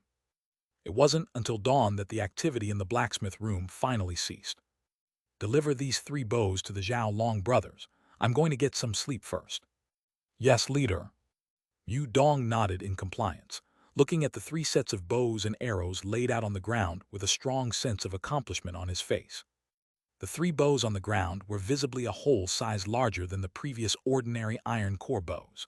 The bowstrings were reinforced with several more layers, clearly making them much stronger than the previous bows. Mu Dong, did the leader call us? The Zhao Long brothers, who had been watching the archer selection on the first floor, quickly came up upon hearing the news. As soon as they entered the blacksmith room without seeing Xia Hong, they asked in confusion. But immediately, their eyes were drawn to the bows and arrows on the ground. This. Zhao Long directly picked up one, then reached out to pull the string, feeling the powerful tension of the bow body. His eyes lit up with excitement as he looked back at Mu Dong with expectation on his face. Mu Dong smiled slightly and nodded, saying, "These 3 bows were probably crafted by the leader especially for you 3, each with 50 arrows. The leader said you should take them and get accustomed to them first." All 3 nodded in excitement, and Zhao Hu took a bow while not forgetting to ask, "Where is the leader?" The leader hasn't closed his eyes for almost 30 hours and has gone to rest. The 3 nodded upon hearing this, a sense of respect rising in their hearts. The leader is more exhausted than all of us. He deserves a good rest. In these over 20 days, they and the 6 from Xia Chuan took turns mining and forging, finding it not an exaggeration to say they were exhausted to the bone. But the most worn out was definitely leader Xia Hong. Mining, forging bows, making arrows, he did everything, and even accomplished much more efficiently than them, doing even more work. It was precisely Xia Hong's enthusiasm that inspired the 6 of them and everyone else at the camp to persist and complete such a high-load task. 96 bows plus these 3 should be enough for those rodents to feast well. Xia Chuan is already selecting archers, and perhaps by nightfall we'll go to the north slope of the mountains to deal with those rodents. Let's find a place to practice first, so we don't disappoint the leader later. Mu Dong nodded, hurriedly heading downstairs as well. He, too, was in the logging realm, hoping to pass the archer selection and join Xia Hong in dealing with the rodent group on the north slope of the mountain. When Xia Hong woke up, it was already completely dark outside. Realizing he'd overslept, Xia Hong quickly got up and went downstairs. Arriving at the main hall on the second floor, the meeting place of the camp, he discovered it was already filled with people. The front row was all holding longbows, carrying arrow quivers. Glancing around, Xia Hong immediately understood these were the 96 people Xia Chuan had selected. Apart from these 96, more than 100 people stood around, with expressions of some frustration on their faces, obviously not having fully recovered from the disappointment of not being selected. Leader, the 96 are all ready. Xia Hong walked to the front of the crowd, hearing Xia Chuan's words, turned his head to look at the people below with a stern expression. Normally, you'd only be in the logging realm, not qualified for a hunt for cold beasts outside, but the situation now is special, and you all know it. The rodent group is right next door. To ensure the camp's safety, we must take the initiative. With that, Xia Hong scanned the 96 before him and said solemnly, "First, congratulations on standing out from over 200 people. You're fortunate to have this chance to go out with me tonight. But at the same time, you're also unfortunate. Because that rodent group, whether in number or strength, far exceeds your imagination. Tonight's proactive action, though I have some confidence, I can't ensure absolute safety.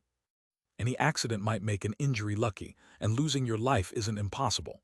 That's why I say you are also unfortunate." Xia Hong's eyes flickered, seeing none among the 96 showing fear. He asked solemnly, "Are you not afraid?" "Not afraid. I'm not afraid for the camp. Even if it means death, I'm not afraid. That's right, we have been consuming the cold beast meat that the leader fights, and we haven't contributed much in regular times. Now, we finally have a chance to do something for the leader. How can we hesitate?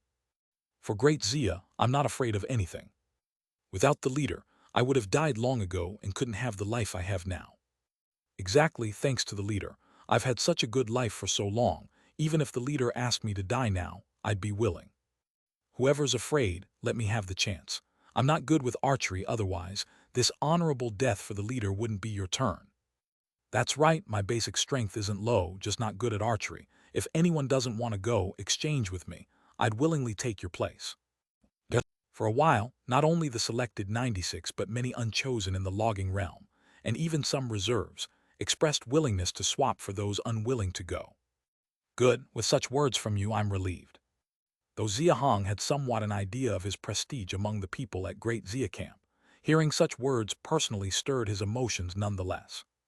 The entire Great Xia Camp, hundreds and thousands, held unconditional trust in him, even to the point of disregarding their lives.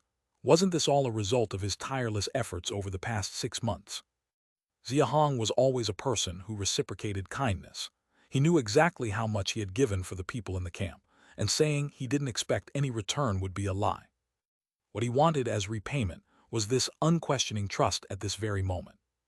"I won't say much more, you just have to remember one thing. Every action on tonight's outing must follow my orders. Remember the words you just said. Tonight, regardless of who you are, even if I ask you to die, you must grit your teeth and bear it. I don't want anyone having issues, understand?" "Understood." Xia Chuan, Luo Yuan, the Zhao brothers, Yuan Cheng, and the 96 selected in the logging realm all raised their heads, answering in unison, with voices like thunder shaking the eaves. Xia Hong felt a surge of pride, speaking loudly. "Good, the momentum is not bad. I hadn't mentioned to you earlier that a single rodent's contribution value is 200 points. Normally, you 96 probably wouldn't have a chance to earn so much contribution value, but tonight is the opportunity. Let's see who can seize it." The 96 below, upon hearing this, immediately became excited. Even Xia Chuan and Luo Yuan, the 6 in the earth-digging realm, had their eyes light up. Chapter 163. Chapter 122 finally started to retreat 3 in 1. More than 100 people moving together create quite a spectacle. Even though Xia Hong reminded everyone not to speak. The sound of over 100 people walking, even if it was just the collective noise of footsteps in the snow, became quite loud, not to mention any other sounds. Luckily, the north slope where the rodent group was located wasn't far from the valley, less than 2 kilometers in total, and as the rodent group migrated south, the distance became even shorter. With so many people moving out collectively, and all from the logging realm, Xia Hong was uncharacteristically bold this time, choosing not to circle around Redwood Ridge. Instead, the group headed north directly along the mountain's base upon exiting the valley. Everyone stopped. We're almost there. When they were still more than 200 meters away from the north slope, Xia Hong raised his hand to halt the team. The cold arouser which Xia Hong had already given to Yuan Cheng was not with him today. Instead, he held a long, narrow weapon in his hand. The weapon was sheathed, making it hard to tell if it was a sword or a saber, and from the sheath, it was only about an inch wide, with a total length of about 1.7 meters including the hilt. This unusual weapon had aroused a lot of attention when Xia Hong brought it from the camp, but given more pressing matters tonight, everyone temporarily suppressed their curiosity and refrained from asking. As discussed earlier, Xia Chuan, Luo Yuan, and Yuan Cheng, the three of you take half the people to guard the west side. Zhao Long, Zhao Hu, Zhao Bao, and the rest of you follow me to climb the rock wall and attack the main force. Don't worry about the rodents escaping to the north, but if they run towards your side, unleash arrows with all your might. Understood, leader. Xia Chuan and the other 6 nodded solemnly and immediately dispersed to inform the others below. Even though the team had been divided into 2 before setting out, Xia Hong's plan still needed to be communicated clearly to everyone to avoid any issues during the operation. Xia Hong looked up for one last glance at the rock wall's terrain, appearing slightly stern. Having been here so many times before, he was already intimately familiar with the North Slope's topography, and the plan to deal with this rodent group had long been prepared. The valley Great Xia took over from Rojal Camp was located directly east of Redwood Ridge, nestled between 2 mountains extending north and south, each with altitudes between 2 and 3 kilometers. These mountains stretched south and north. Great Xia's previous dirt hill base extended from the southern mountain. The northern mountain extended 4 to 5 kilometers, hosting the bases of Chenyi and Lu Shang camps within its length. The base of Chenyi camp was less than 2 kilometers from the valley. The rodent group, now occupying the cave like cuckoos in a nest, perched directly above it on the hillside. The hillside rises about 100 meters over the ground, and only by climbing the rock wall on the west can one see the rodent group on the slope. Less than 2 kilometers south of the slope lies the valley. To the east is an even higher, more mysterious and dangerous high mountain. The nearest to the north is the base of the Lu Shang camp, beyond which is the Arrow Bamboo Forest. Descend the rock wall to the west, and it's Redwood Ridge. If the rodents are willing to go deep into the East Mountains, that would be ideal. If not, driving them further north is also feasible, but allowing them south or into Redwood Ridge is out of the question. Just guard these 2 choke points. Whether they die or flee is up to them. Indeed, the nearly month-long operation had no intention of annihilating the rodent group. Xia Hong's objective from the start was merely to drive them away. Nearly 400 rodents were not something Great Xia's current strength could hope to completely eradicate. Thinking so would be a pipe dream. Driving them away was the wise strategy. To the south was the valley, so the rodents couldn't be allowed through. Redwood Ridge was their habitual area, and while small groups of rodents could be manageable, if too many got through, the valley's base could be exposed. Too risky, thus not viable either. Reaching the rock wall and seeing 10 prearranged rattan ropes, Xia Hong quietly whispered to the nearest Zhao Long. Everyone, when climbing up, silence is imperative. Not a sound, and assume your positions upon reaching the top, waiting for my command. Zhao Long nodded, quietly passing the instruction to Zhao Hu. Everyone, when climbing up, silence is imperative. Not a sound, even after reaching the top. Assume your positions and await the leader's orders. Zhao Hu passed it to Zhao Bao, who then relayed it to the others, the command cascading until all 48 heard and focused their gaze towards Xia Hong at the forefront. Xia Hong, too, refrained from speaking further, instead pointing to the rattan ropes. The Zhao Long brothers first selected 3 of the rattan ropes to climb, followed by 48 people in his wake, divided into 10 groups, all ascending. Xia Hong quietly watched from below until everyone was up before he climbed up last. The area on the rock wall was about 20 meters long and only 2 or 3 meters wide, located over 100 meters away from the North Slope rodent group, with only 4 trees in between, barely obstructing the view. Though the area was small, and the 50-plus people were divided into only 2 rows and crouched, it was still quite crowded. Xia Hong squeezed to the forefront, observing the rodent group not far away, with most still asleep and only a few awake, allowing himself to relax a bit internally. He did not speak. Instead, he took out a transparent Dan medicine from his bosom, giving Zhao Long nearby a meaningful look. Chapter 164. Chapter 122 finally started to retreat 3 in 1/2. Zhao Long nodded and immediately took out a pill identical to the one in his hand from his bosom, then elbowed Zhao Hu beside him. Zhao Hu understood the signal and mimicked the action, then informed the next person.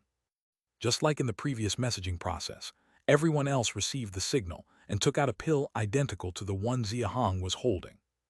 Thanks to this green saliva fruit, the medicine decoction pot developed the formula for the primary detoxification pill. Otherwise, relying solely on Teng Jiao saliva, I wouldn't dare bring people here. Xia Hong silently thought to himself, a look of relief on his face. The saliva can only alleviate the Teng Jiao's toxin through inhalation and cannot completely detoxify it. But now, these primary detoxification pills in their hands can completely negate the influence of the Teng Jiao toxin upon consumption, and judging by the name, evidently also work on other types of primary toxins. The green saliva fruit was found on the tree where the Teng Jiao was nesting during the last hunt. After bringing it back and processing it through the medicine decoction pot, the formula for the primary detoxification pill was immediately developed. More fortunately, the most consumed ingredient in the primary detoxification pill formula is the Teng Jiao saliva, while the green saliva fruit, though important, is only required in small amounts per batch. The primary detoxification pill, with each batch yielding 20 to 25 pills, allowed Xia Hong to use up the entire green saliva fruit at once, refining 10 batches in total. Thus, the 100 or so people heading out tonight each received 2 pills, which is more than sufficient.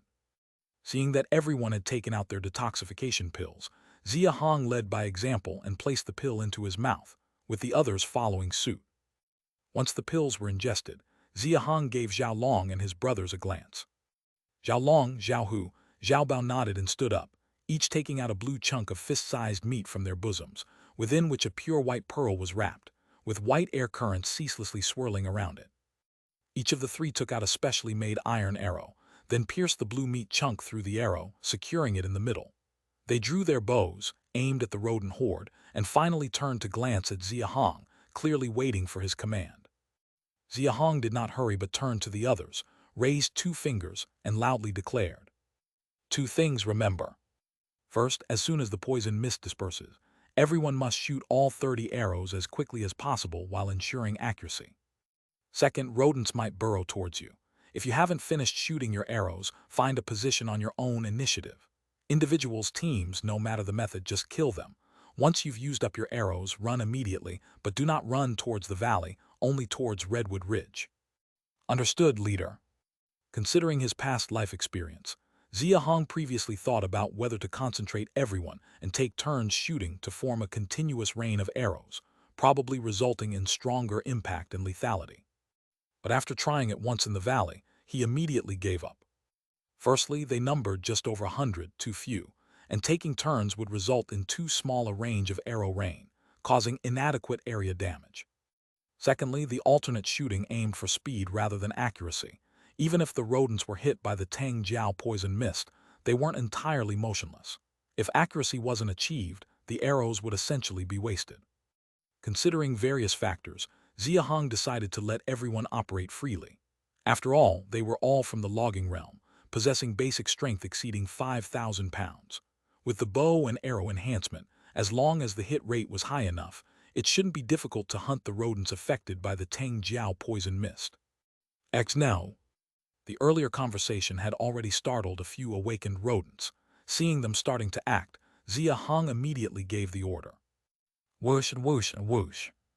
As Xia Hong's words fell, Zhao Long and the other 2, who were ready to go, drew their longbows to full moon shape and released instantly. Swishing. The moment the 3 specially made iron arrows rubbed against the bow body, a fierce spark was ignited, instantly setting the blue meat chunks in the middle ablaze. The 3 iron arrows, like fire meteors, sped fast and unyieldingly, drawing a straight white smoke trail in the serene night sky.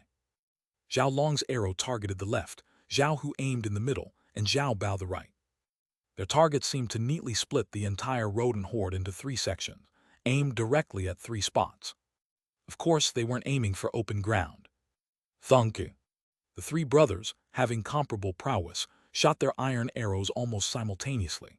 The targeted distance wasn't that far apart, and the 3 iron arrows nearly punctured the heads of 3 rodents at the same time, resonating a single sound in the quiet night. The 3 rodents didn't even let out a scream before being pierced directly through the skull by the sharp arrows, pinned to the ground. Bang! Simultaneously, the blue meat chunks on the iron arrows were completely burned through. The Tengjiao toxin sacs inside instantly exploded, spreading 3 thick white mist clouds that quickly enshrouded the entire rodent horde and continued expanding outward. Squeak, squeak, squeak. Squeak, squeak, squeak, squeak. Squeak, squeak. Ever since the 3 rodents were killed, the rodent horde had been roused, but everything happened too swiftly. Only after the white mist spread did a chorus of countless rodent cries emerge one after another. Unlike ordinary rodent noises, hundreds of giant rodents hissed and called together, causing a tremendously frightening clamor. Chapter 165. Chapter 122 finally started to withdraw 3 in 1/3. Everyone find your targets quickly. Though the white fog was thick, it soon thinned considerably and did not affect visibility. At Xia Hong's command, 48 people, plus the 3 Zhao Long brothers, all drew their bows and nocked arrows, shooting crazily at the mouse swarm within the white fog. Whoosh and whoosh and whoosh. Countless iron arrows whizzed by, and the closest wave of mice had not yet reacted when their bodies were already filled with arrows. Over a dozen even had their pupils pierced, dying instantly with a single shot. The rodent swarm, responding hastily, all turned their eyes towards the people to the south, opening their sinister gnawing teeth, revealing murderous intent in their eyes. Squeaka! A sudden clear mouse cry rang out, and the rodent swarm immediately began to act. They astonishingly pressed forward against the rain of arrows, rapidly moving toward the south. These vile creatures, to not be afraid. Xia Hong saw very clearly that the rodents enveloped by the Tengjiao poison mist had become very slow. In just the first wave, everyone had basically shot more than 3 arrows, and though there were few one-shot kills, at least 40 or 50 were severely injured. Despite such heavy losses, the rodent swarm still attempted to charge towards us. Could that commanding cry just now be from the leader of the mouse swarm? Never taking his eyes off the rodent swarm, Xia Hong did not find anything unusual within it. A hint of ferocity emerged on his face, and he shouted fiercely at everyone. Continue accelerating with our shots, everyone. Move forward and find your positions. Clang! As Xia Hong's voice fell, he drew out the extra-long weapon from his waist and was the first to charge out from the slope. Charge! Brothers, follow the leader and push forward. These beasts are poison, trying to overturn the heavens from such a distance. Kill them. The leader has charged, why should we be afraid? Get closer and shoot. I've already hit 2 heads, this rodent swarm isn't so formidable. The pressure from hundreds of rodents was still intense. The shouting from everyone was to actually cover their inner fear.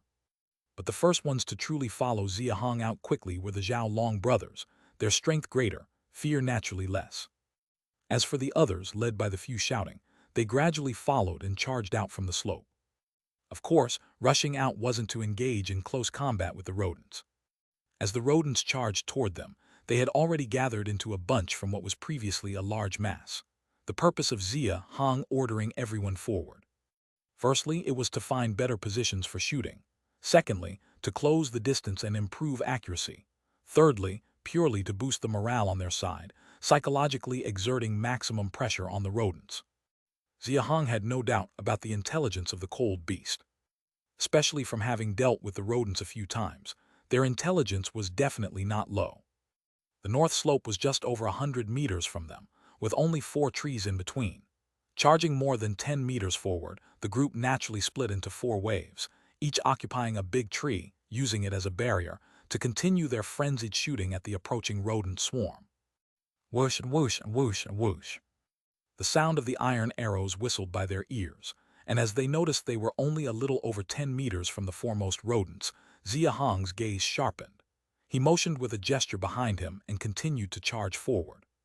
The group saw the gesture and immediately understood, adjusting their iron arrows to aim higher, no longer targeting the forefront of the rodent swarm.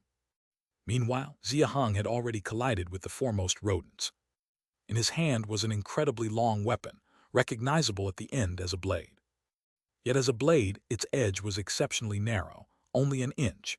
At the same time, it was extraordinarily long, including the hilt, a total of 1.7 meters. If not sharpened from a distance, it would look more like a long staff, compared to the large knives they used before. This blade, no matter how people looked at it, seemed odd. However, Xia Hong, charging forward with the blade held in both hands, quickly demonstrated the terrifying power of that long blade to everyone. At the instant before contacting the first rodent's body, Xia Hong's body suddenly accelerated. The long blade slashed from right to left horizontally, bringing a sharp knife arc with his forward momentum. The rodents afflicted by the Tang Jiao poison mist had slowed down, their reactions dulled. Facing the suddenly quickened knife arc, they could only dodge clumsily. Compared to other cold beasts, with a body length of only 1 meter, the rodents were more agile and easily leapt to the side to evade. Rip! However, though their body dodged, their tail couldn't be withdrawn in time. Not to mention Xia Hong's basic strength. The breadth of this 1.5-meter knife arc was beyond imagination, easily severing the rodent's long tail and even slicing off a significant portion of its hindquarters. Squelching. The rodent, losing balance with its tail severed, floundered on the ground a few times before Zhao Long from afar pierced its skull with an arrow, pinning it dead to the ground. Leader, this knife, what's it called? Quite formidable. Zhao Long, after shooting the rodent, was filled with astonishment as his eyes looked at the long blade again. Your blade. Xia Hong spoke the name of the weapon in his hand, continuing to charge at the other nearby rodents without looking back. His hands deftly wielded the blade in slashing motions, with the knife arcs along the way slicing 2 or 3 rodents directly in half, severing more than a few tails. With small bodies, long tails, agile movements, and much faster than other cold beasts, wielding a cumbersome great axe was clearly not suitable. Before crafting those 3 10,000-pound iron embryo bows for the Zhao Long trio, Xia Hong was already contemplating what weapon he should use. Chapter 166. Chapter 122 finally started to withdraw 3 in 1/4. The broadsword can be used, but against a swarm of rodents, its advantage isn't obvious. Xia Hong pondered for a long time and finally thought of the Yi blade, one of the 4 systems of Tang knives. As the name suggests, the Yi blade, due to its length and delicacy, initially symbolized solemnity and grandeur, and for a long time was used as a ceremonial implement for royal or important occasions, with little practical combat use. However, during the Ming Dynasty, a famous general combined the Yi blade with the long spear, devising a method suitable for battlefield duels and flag captures, giving the Yi blade practical combat value, reinvigorating this weapon. The Yi blade is best suited for charging into formations, opposing many foes with few, and due to its long blade, it has a wide attack range, making it highly effective against speed-type enemies. To deal with cold beasts like the rodent creatures, which have long tails, swift speed, and large swarms, the Yi blade is the perfect weapon. These are not merely Xia Hong's speculations. At this moment, Xia Hong is proving with his actions just how powerful the Yi blade is against rodents. As time slowly passes, under the influence of the Tang Jiao poison mist, the rodents become more affected, their speed slows, and their reactions dull. Xia Hong's Yi blade is nearly invincible, slicing through the path he takes. Every rodent encountered, even if its body isn't split open, at least loses a segment of its tail, and the worst cases have their heads directly sliced off. Even some that luckily survive under Xia Hong's Yi blade can't escape the ensuing rain of arrows. Xia Hong charged forward, and in less than 10 minutes, it is estimated that each person in the trees fired 4 to 5 rounds, adding 5 or 6 dozen more rodent corpses to the ground. Including the first wave, at least 60 to 70 rodents have died, more than 100 are critically injured, nearly a quarter of the entire rodent swarm. I refuse to believe you vile beasts aren't afraid of being killed. The intent was to expel them, but if there's really a chance to wipe them out, Xia Hong wouldn't easily let it pass. Thinking to himself, he saw the rodent swarm still not retreating, his face turning fiercer, and he shouted back to the people behind him. Keep pressing forward. If they don't run, slaughter them all. Xia Hong lunged forward even harder, and the others surrounding the 4 big trees, upon hearing his shout, also advanced again, launching a new round of attacks. The Yi blade gleamed coldly, the iron arrows a storm of sudden gusts. On the entire north slope of the mountain wall, there were only two sounds, the squeaking of rodents and the whistling of iron arrows. Moreover, it was clear that the former sound was diminishing. Burrow into the ground, dream on. After slicing off another rodent's long tail, Xia Hong's peripheral vision suddenly caught a glimpse of the flank, finding 3 to 4 rodents gnawing frantically at the ground with their teeth, attempting to burrow, and he immediately charged towards them. Whiz, whiz, whiz. Under the influence of the Tang Jiao poison mist, the rodent's burrowing speed was significantly slower. Just as Xia Hong rushed over, 3 iron arrows flew from behind, piercing directly into the mouths of those rodents. The strong penetration of the iron arrows directly went through their heads, protruding a significant portion at the back. Leader, they're retreating. The rodent swarm is retreating. Xia Hong, who was already engaged at close range with the frontline rodents, couldn't notice the situation behind him. On hearing Zhao Long's joyous shout, he quickly paused and raised his head to gaze into the distance. A smile spread across his face. Indeed, quite a few rodents began fleeing westward, and the rest also started to follow suit. They are truly frightened. Slow down, give them time to retreat. After several rounds of attack, without even needing to look, Xia Hong knew everyone's arrows were likely down to about 10, and as the rodents began to retreat, the hit rate of supplementary shots would definitely not be high, so he immediately ordered the group to slow down. Meanwhile, a massive group of rodents coming down from the western mountain wall, thinking they could escape to Redwood Ridge, hadn't even entered when 2 iron arrows, identical to those from the north slope, poisoned bags in tow, shot over. The lead 2 rodents were nailed by the iron arrows, the poison sacs burst, and the dwindling white mist refilled again. Kill! Xia Chuan's cold and sharp voice resounded. The waiting 48 people, who had long been unable to hold back, drew bows and knocked arrows, unleashing another gale-like rain of arrows upon the rodents that had just fled down in panic. Everyone continue shooting. Don't let them come back, push them south, don't leave them any paths. The disorderly panicking rodent swarm, just as they twisted their heads trying to return to the top of the mountain wall, Xia Hong's cold voice echoed from the top of the slope. Accompanying his voice were several dozen iron arrows breaking through the air. The western Redwood Ridge blocked, the eastern mountain wall sealed. And Xia Hong was leading everyone southward to close them in. The demise of the rodent swarm seemed imminent. Of course, they still had one way out, the north. I want to see, will these vile creatures run or not? Xia Hong glanced around at everyone, especially checking the arrow quivers on everyone's backs, noticing that most still had 7 or 8 arrows left. His heart stirred slightly with a daring thought emerging in his mind. But looking at the remaining rodent swarm numbers, still about 2/3 left, he immediately dismissed the thought that just arose in his mind. Xia Chuan, Luo Yuan, continue to speed up, leave them all here. Xia Hong shouted to the people on the western side, then gave the same order to those behind him, and once again charged fiercely towards the rodents below. The exceptionally long Yi blade wielded its might again, mirroring the situation on the north slope. Xia Hong plowed through as if into an uninhabited territory, continuously compressing the eastern outermost rodents inward, slaying 6 or 7 in no time. The outermost rodents kept retreating inward, obviously scared. Yet witnessing this situation, Xia Hong's hand was powerful, but his heart began to sink even more, and his face subtly showed some anxiety. Are these beasts not frightened? They still won't flee. Whether the rodents were scared, Xia Hong didn't know. But he truly began to panic. Because he clearly felt the arrows shot from behind him were becoming fewer. Zhao Long's group was about to run out of arrows. Of course, Xia Chuan and Luo Yuan's group still had quite a few arrows left. But the favorable situation now was achieved through a 2-pronged attack. Once the rodent swarm realized there were no arrows on the eastern side, the consequences wouldn't be favorable.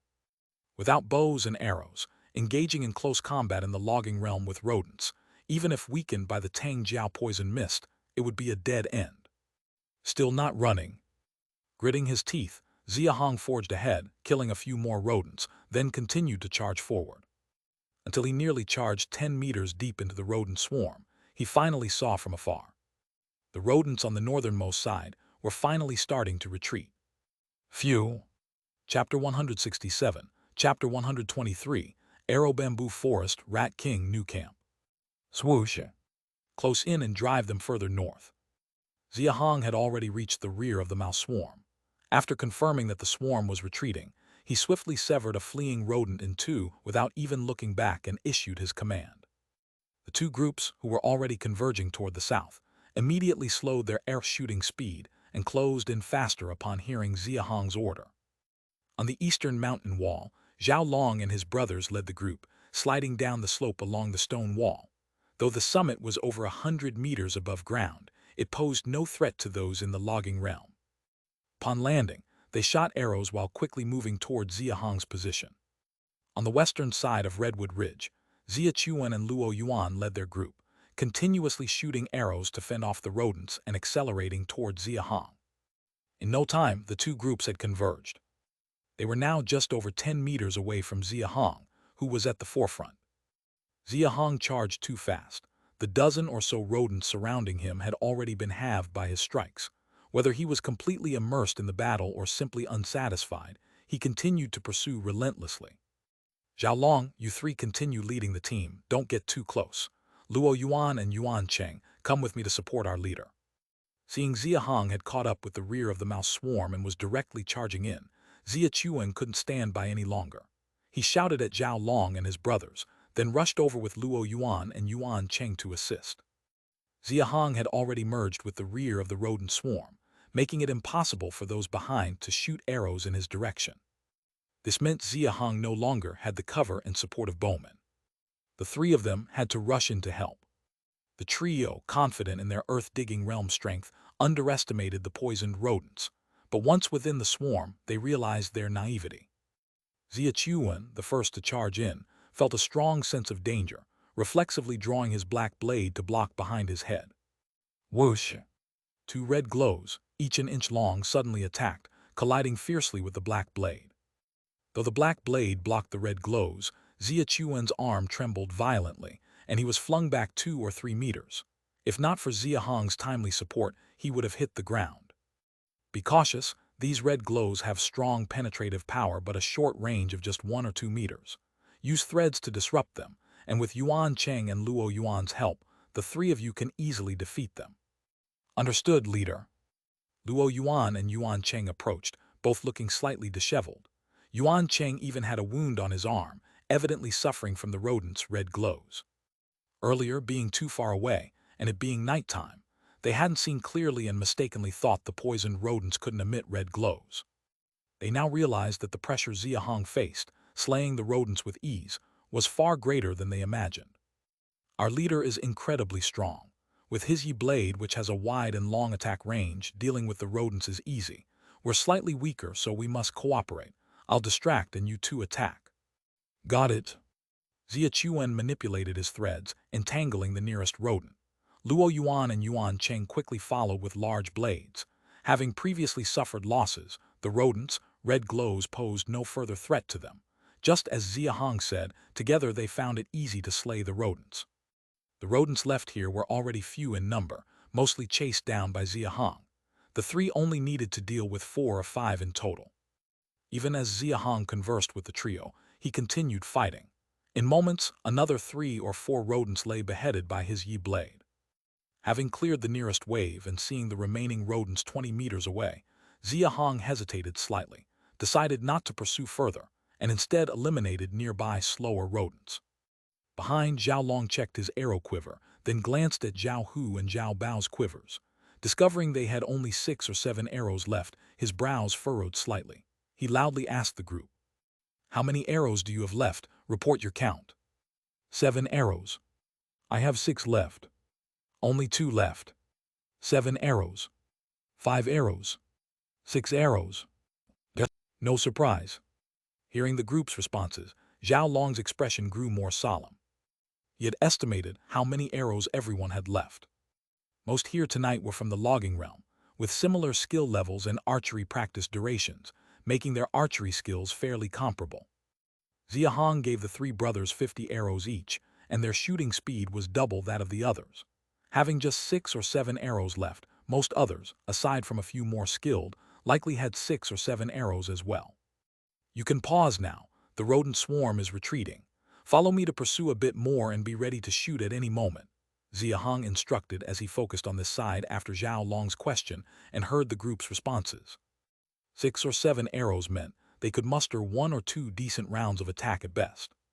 The rodent swarm was retreating, and knowing they couldn't trap them all here, it was wise not to deplete all arrows, saving some for unforeseen needs.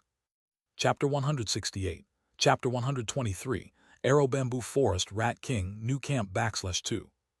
Hearing the command, everyone in the rear immediately stopped shooting. Then, under the leadership of Zhao Long and the other 2, they quickly caught up with Xia Hong, who had deliberately slowed down. Though the rain of arrows had ceased, the horde of rodents still scurried northward. Xia Hong led the group for nearly 2 kilometers until they saw a frost-white bamboo forest in the distance. His spirits lifted slightly, and he waved his hand to halt everyone. "Is that the arrow bamboo forest?" Xia Chuan asked softly. Xia Hong had already shown him the map left by Luo Ming, so he recognized it at a glance.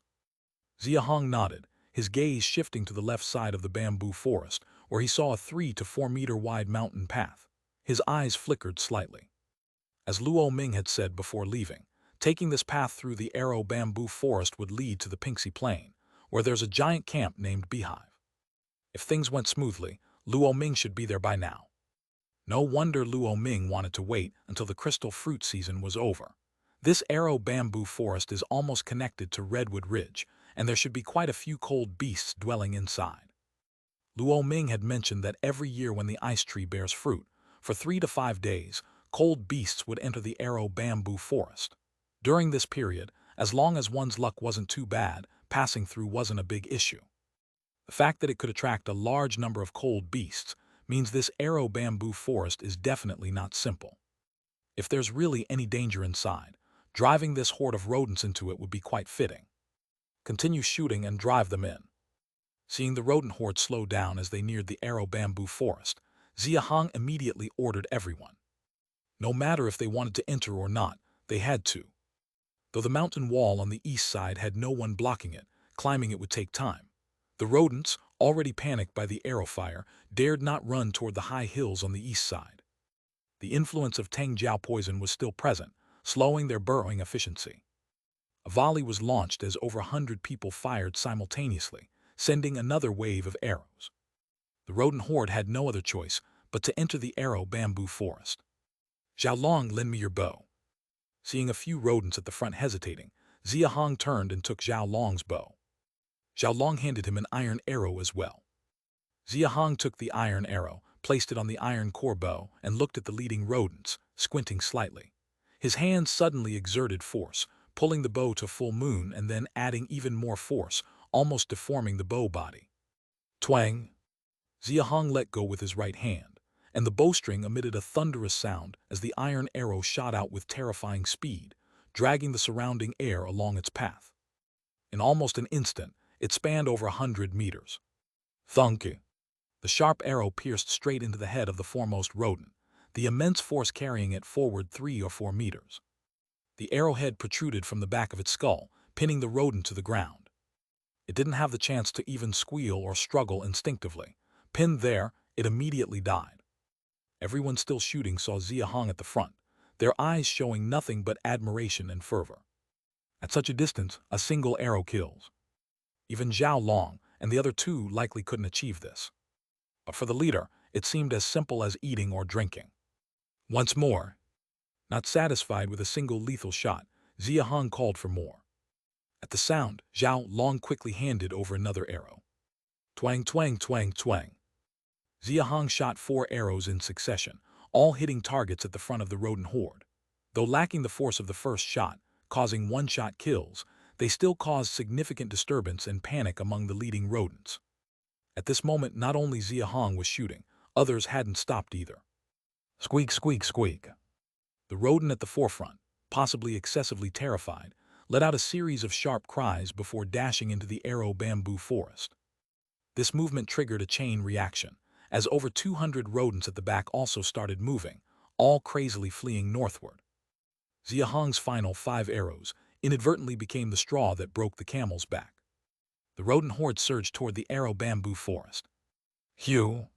It was only at this moment that Xia Hong truly felt relieved.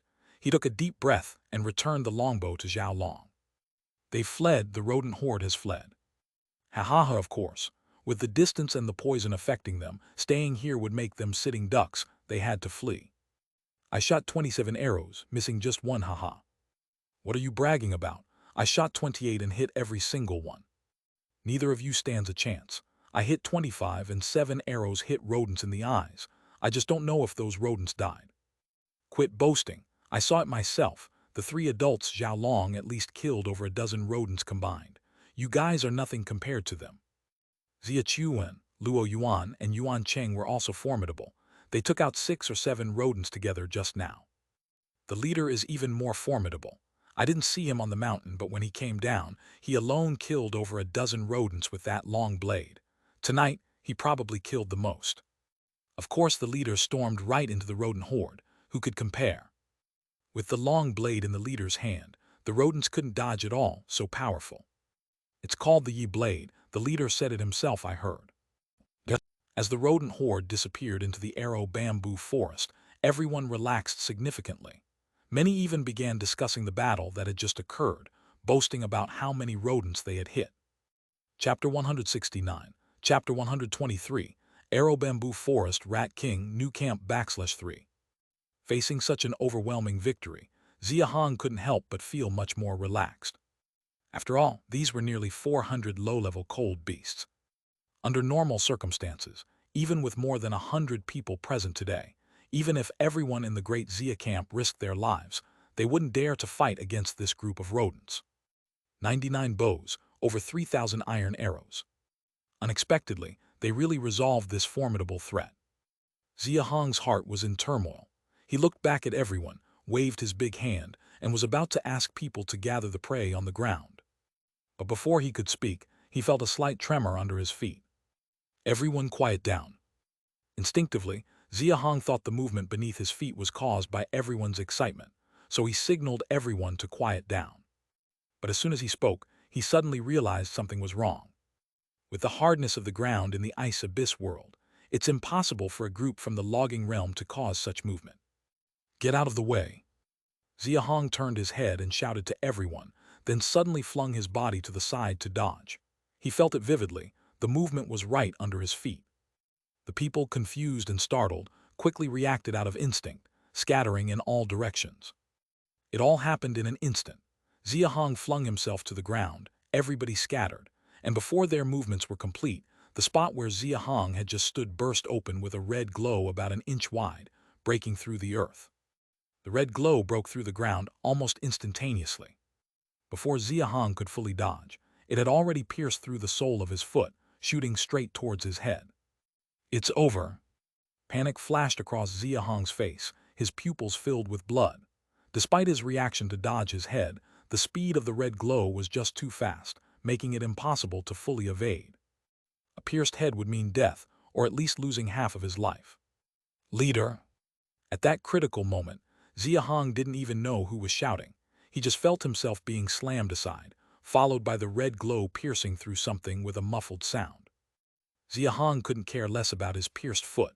He whipped around to find out that it was Luo Yuan who had pushed him away. Luo Yuan had been thrown back over 10 meters, a fist-sized blood hole in his shoulder, and he fell to the ground, his state unknown. Even worse, the red glow piercing through Luo Yuan's shoulder continued forward, penetrating the bodies of 7 or 8 more people, 2 of whom were unlucky enough to have their heads pierced, making survival impossible. Something is underground. Everyone scatters. Xia Chuan save Luo Yuan. Dragging his injured leg, Xia Hong shouted angrily at everyone and looked back at the ground he had just stood on, now with a newborn fist-sized round hole, his pupils constricting. This red glow, whether in size, speed, or lethality, was completely different from those emitted by the earlier rodents. Not to mention, it shot out directly from underground. Judging by the distance from the initial tremor, the red glow's origin was definitely 5 or 6 meters deep, which meant this underground rodent had an attack range far beyond other rodents. It's the leader, definitely the leader. These cold beasts indeed have a leader. Whether from the exceptionally high intelligence of cold beasts or the previous encounter with the frost wolf pack during migration, Xia Hong had vaguely sensed it before, but he dared not confirm as he hadn't seen it. Now he could finally confirm it. However, it's a little too late. Looking down at his pierced foot, despite the pain-induced cold sweat pouring down his forehead, Xia Hong ignored it, pulling out some golden sore powder from his pouch and hastily applying it, then immediately turned to give orders. Everyone stay where you are, do not move, do not make any sound. Since it's hiding underground to launch a sneak attack, no matter the strength of this rodent king, at the very least, its nature must be extremely cautious. If it doesn't emerge, it can only rely on hearing to determine human positions. With the ice abyss world's low temperature, even above the ground, it's extremely difficult for species sense to travel, let alone the rodent king hiding underground, making it impossible to determine human positions through scent. It can only rely on hearing. As Xia Hong's words fell, everyone immediately froze in place. Even Xia Chuan, who was carrying Luo Yuan, stood still. The previously noisy environment turned silent in an instant. Sure enough, as everyone remained motionless, the movement underground also stopped abruptly, with no subsequent red glow shooting out. In the whole field, only Xia Hong was moving. It wasn't that he didn't want to stop, but his earlier command to keep quiet had already exposed his position. Xia Hong could clearly feel that the rodent king was darting around beneath his feet, sticking closely to him, evidently preparing to shoot a second red glow. This vile beast, even underground it moves so fast it's over. The rodent was already fast, especially given that the underground rodent king wasn't affected by the Tang Jiao poison. Realizing that no matter how he ran, the underground rodent king was right behind him, Xia Hong felt somewhat desperate. Based on the penetration power and speed of the first red glow, there's no way he, with his injured foot, could dodge. Once the second red glow shoots out, he would inevitably die. Big brother, I'll help you. Leader, I'll assist you. Just as Xia Hong was in despair, 4 voices suddenly rang out in succession from the crowd. It was actually Xia Chuan and Zhao Long's 3 brothers. At this moment, Xia Chuan had placed the unconscious Luo Yuan on the ground. While rushing towards Xia Hong, he constantly shouted, and Zhao Long's brothers did the same, charging while shooting arrows madly at the underground area behind Xia Hong. Chapter 170, Chapter 123, Arrow Bamboo Forest Rat King New Camp /4. Seeing the actions of the 4, a trace of emotion flashed in Xia Hong's eyes. Shouting, shooting arrows on the ground, it's all obviously futile. How could Xia Chuan and the Zhao Long brothers not know? The 4 were using this method to divert the attention of the underground rodent king for him. He surely knew. Don't come over, I have my own way. Xia Hong's gaze swept over a big tree nearby, a flash of inspiration in his mind. He shouted at the 4, then clenched a long blade in his mouth. Enduring the intense pain from his foot, he directly climbed up the tree. Since I can't avoid it, then I'll draw you out to see how strong you really are, you fiend. The attack range of a normal rodent's red glow is only 1 or 2 meters, extremely limited. Although the rodent king is stronger than a normal rodent, judging from the first red glow earlier, it can't be more than a little over 20 meters. Standing on the ground, there's naturally no way to avoid it. But up in the tree, it's different. Xia Hong gritted his teeth and climbed to a height of over 20 meters, then pressed his ear against the tree, focusing on listening for movement inside. Seeing Xia Hong's movements, Xia Chuan and the 4 immediately realized, although they all stopped their bodies, continuing to stand still, their eyes remained full of worry while looking at Xia Hong. Crack! The scene quieted down again, and Xia Hong, lying prone on the big tree, heard a faint but rapid cracking sound. Realizing that the rodent king was digging its way up from the tree's base, his pupils suddenly contracted. Glad you're coming. In fact, even without distinguishing by sound, Xia Hong had already clearly felt the tree shaking when the rodent king was digging up to less than 5 meters. The noise made by the rodent king when digging is so loud, not as strong as those ordinary rodents. Though Xia Hong found it amusing, his hands gripping the yi blade already bulged with veins, and the cold gleam in his pupils reached its peak.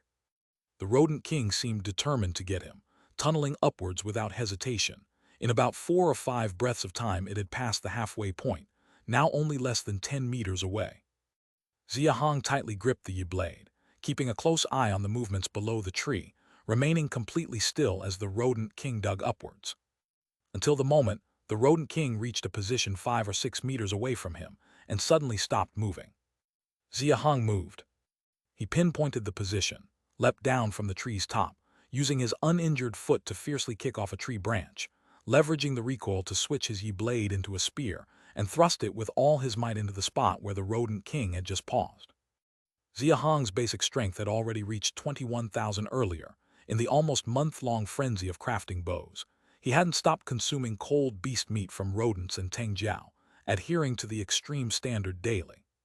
Although he didn't specifically test it, Xia Hong estimated his basic strength was at least between 23,000 and 24,000, definitely enough to pierce through a heap of cold beast bones, let alone mere tree bark. Whoosh! There was no suspense. The tree's surface was pierced by the Yi blade. Its force was so great that the Yi blade's 1.5-meter blade nearly all went in, leaving only the handle, still in Xia Hong's grasp, visible outside. Squeak! From inside the tree came an angry rodent screech, but instead of fear, Xia Hong's face showed an excited smile. He let go immediately, falling while turning to shout at the Zhao Long trio. "Look at where my blade is." Whoosh and whoosh and whoosh. The long-formed hunting synergy meant there was no need for Xia Hong's reminder. He had only half-spoken when the Zhao Long brothers' custom iron arrows had already sliced through the air, firmly landing near the Yi blade's location. Not only were the first wave of 3 arrows complete, but 2 more waves followed, a total of 9 custom iron arrows embedded into the tree, with barely the ends left outside, testifying to their immense power. Squeak, squeak, squeak. The rodent king inside the tree, struck somewhere unknown, let out a more furious and slightly wretched screech than before. Crack! A tail 7 or 8 meters long suddenly extended, splitting the tree in half from the middle, revealing a giant rodent over 4 meters long, with its head up and feet down, wedged in the middle of the tree. The tree collapsed, bringing the giant rodent down to the ground. Unlike a normal rodent's silver coat, part of the rodent king's fur had already turned golden. Its pair of bright red small eyes were fixed intensely on Xia Hong, full of hatred and venom, its 2 huge incisors gleaming with a chilling light, while the 7 or 8 meter long spiked flesh-colored giant tail behind it swayed menacingly, incredibly intimidating. Its size is 4 times that of a normal rodent. No wonder it made such a commotion inside the tree earlier. Unlike others' focus, the moment the rodent king hit the ground, Xia Hong saw a long cut under its armpit and 4 or 5 bloody holes on its back. Evidently, inside the tree earlier, his Yi blade and the Zhao Long trio's arrows had inflicted harm on the rodent king. Though not severe, they had at least wounded it. Furthermore, the moment the rodent king emerged from the tree, despite its subtle expression, the fleeting sense of disorientation was noticed by Xia Hong, and combining this with the rodent king's previous inaction and its choice to attack from underground, Xia Hong easily surmised. The venomous mist of the Tengjiao, even the rodent king would be affected. Everyone gather and draw your bows, target it, but don't shoot. As the rodent broke through the tree, the scattered group had already begun to close in, and hearing Xia Hong's command, they immediately accelerated to cluster together, all simultaneously drawing bows and arrows aimed at the rodent king. Chapter 171, Chapter 123, Arrow Bamboo Forest Rat King New Camp /5. Looking at the Rat King's skinny, pointed face still full of fierce malice, and its body unmoving, Xia Hong's brows furrowed slightly as he raised his hand towards the people behind him. It works. The moment he raised his hand, a flash of fear in the Rat King's eyes was fleeting yet caught by Xia Hong, bringing him a flicker of joy. Don't shoot, just hold the pose, see if it dares to advance. To be honest, though they hadn't confronted the Rat King head-on, just based on the fact that his own strike had only hit its underarm, and Zhao Long and the other two's arrows caused some wounds. Most likely, in its full strength, they wouldn't stand a chance against the Rat King. Although the Rat King was forced out and poisoned by Tengjiao, they were unsure how much its strength was affected, and recklessly engaging it could cost them dearly. Exaggerating a bit, even total annihilation wasn't out of the question. With his legs severely injured, he couldn't exert his full strength. Judging by the Rat King's size and the red glow it emitted earlier, it was likely an intermediate cold beast they hadn't encountered before. Who knows what other tricks it might have besides the red glow. Moreover, the rodent swarm had been driven back, so there was no need to risk everything fighting the Rat King. Safely repelling it would be the best outcome. Kill the Rat King. Xia Hong quickly dismissed this idea.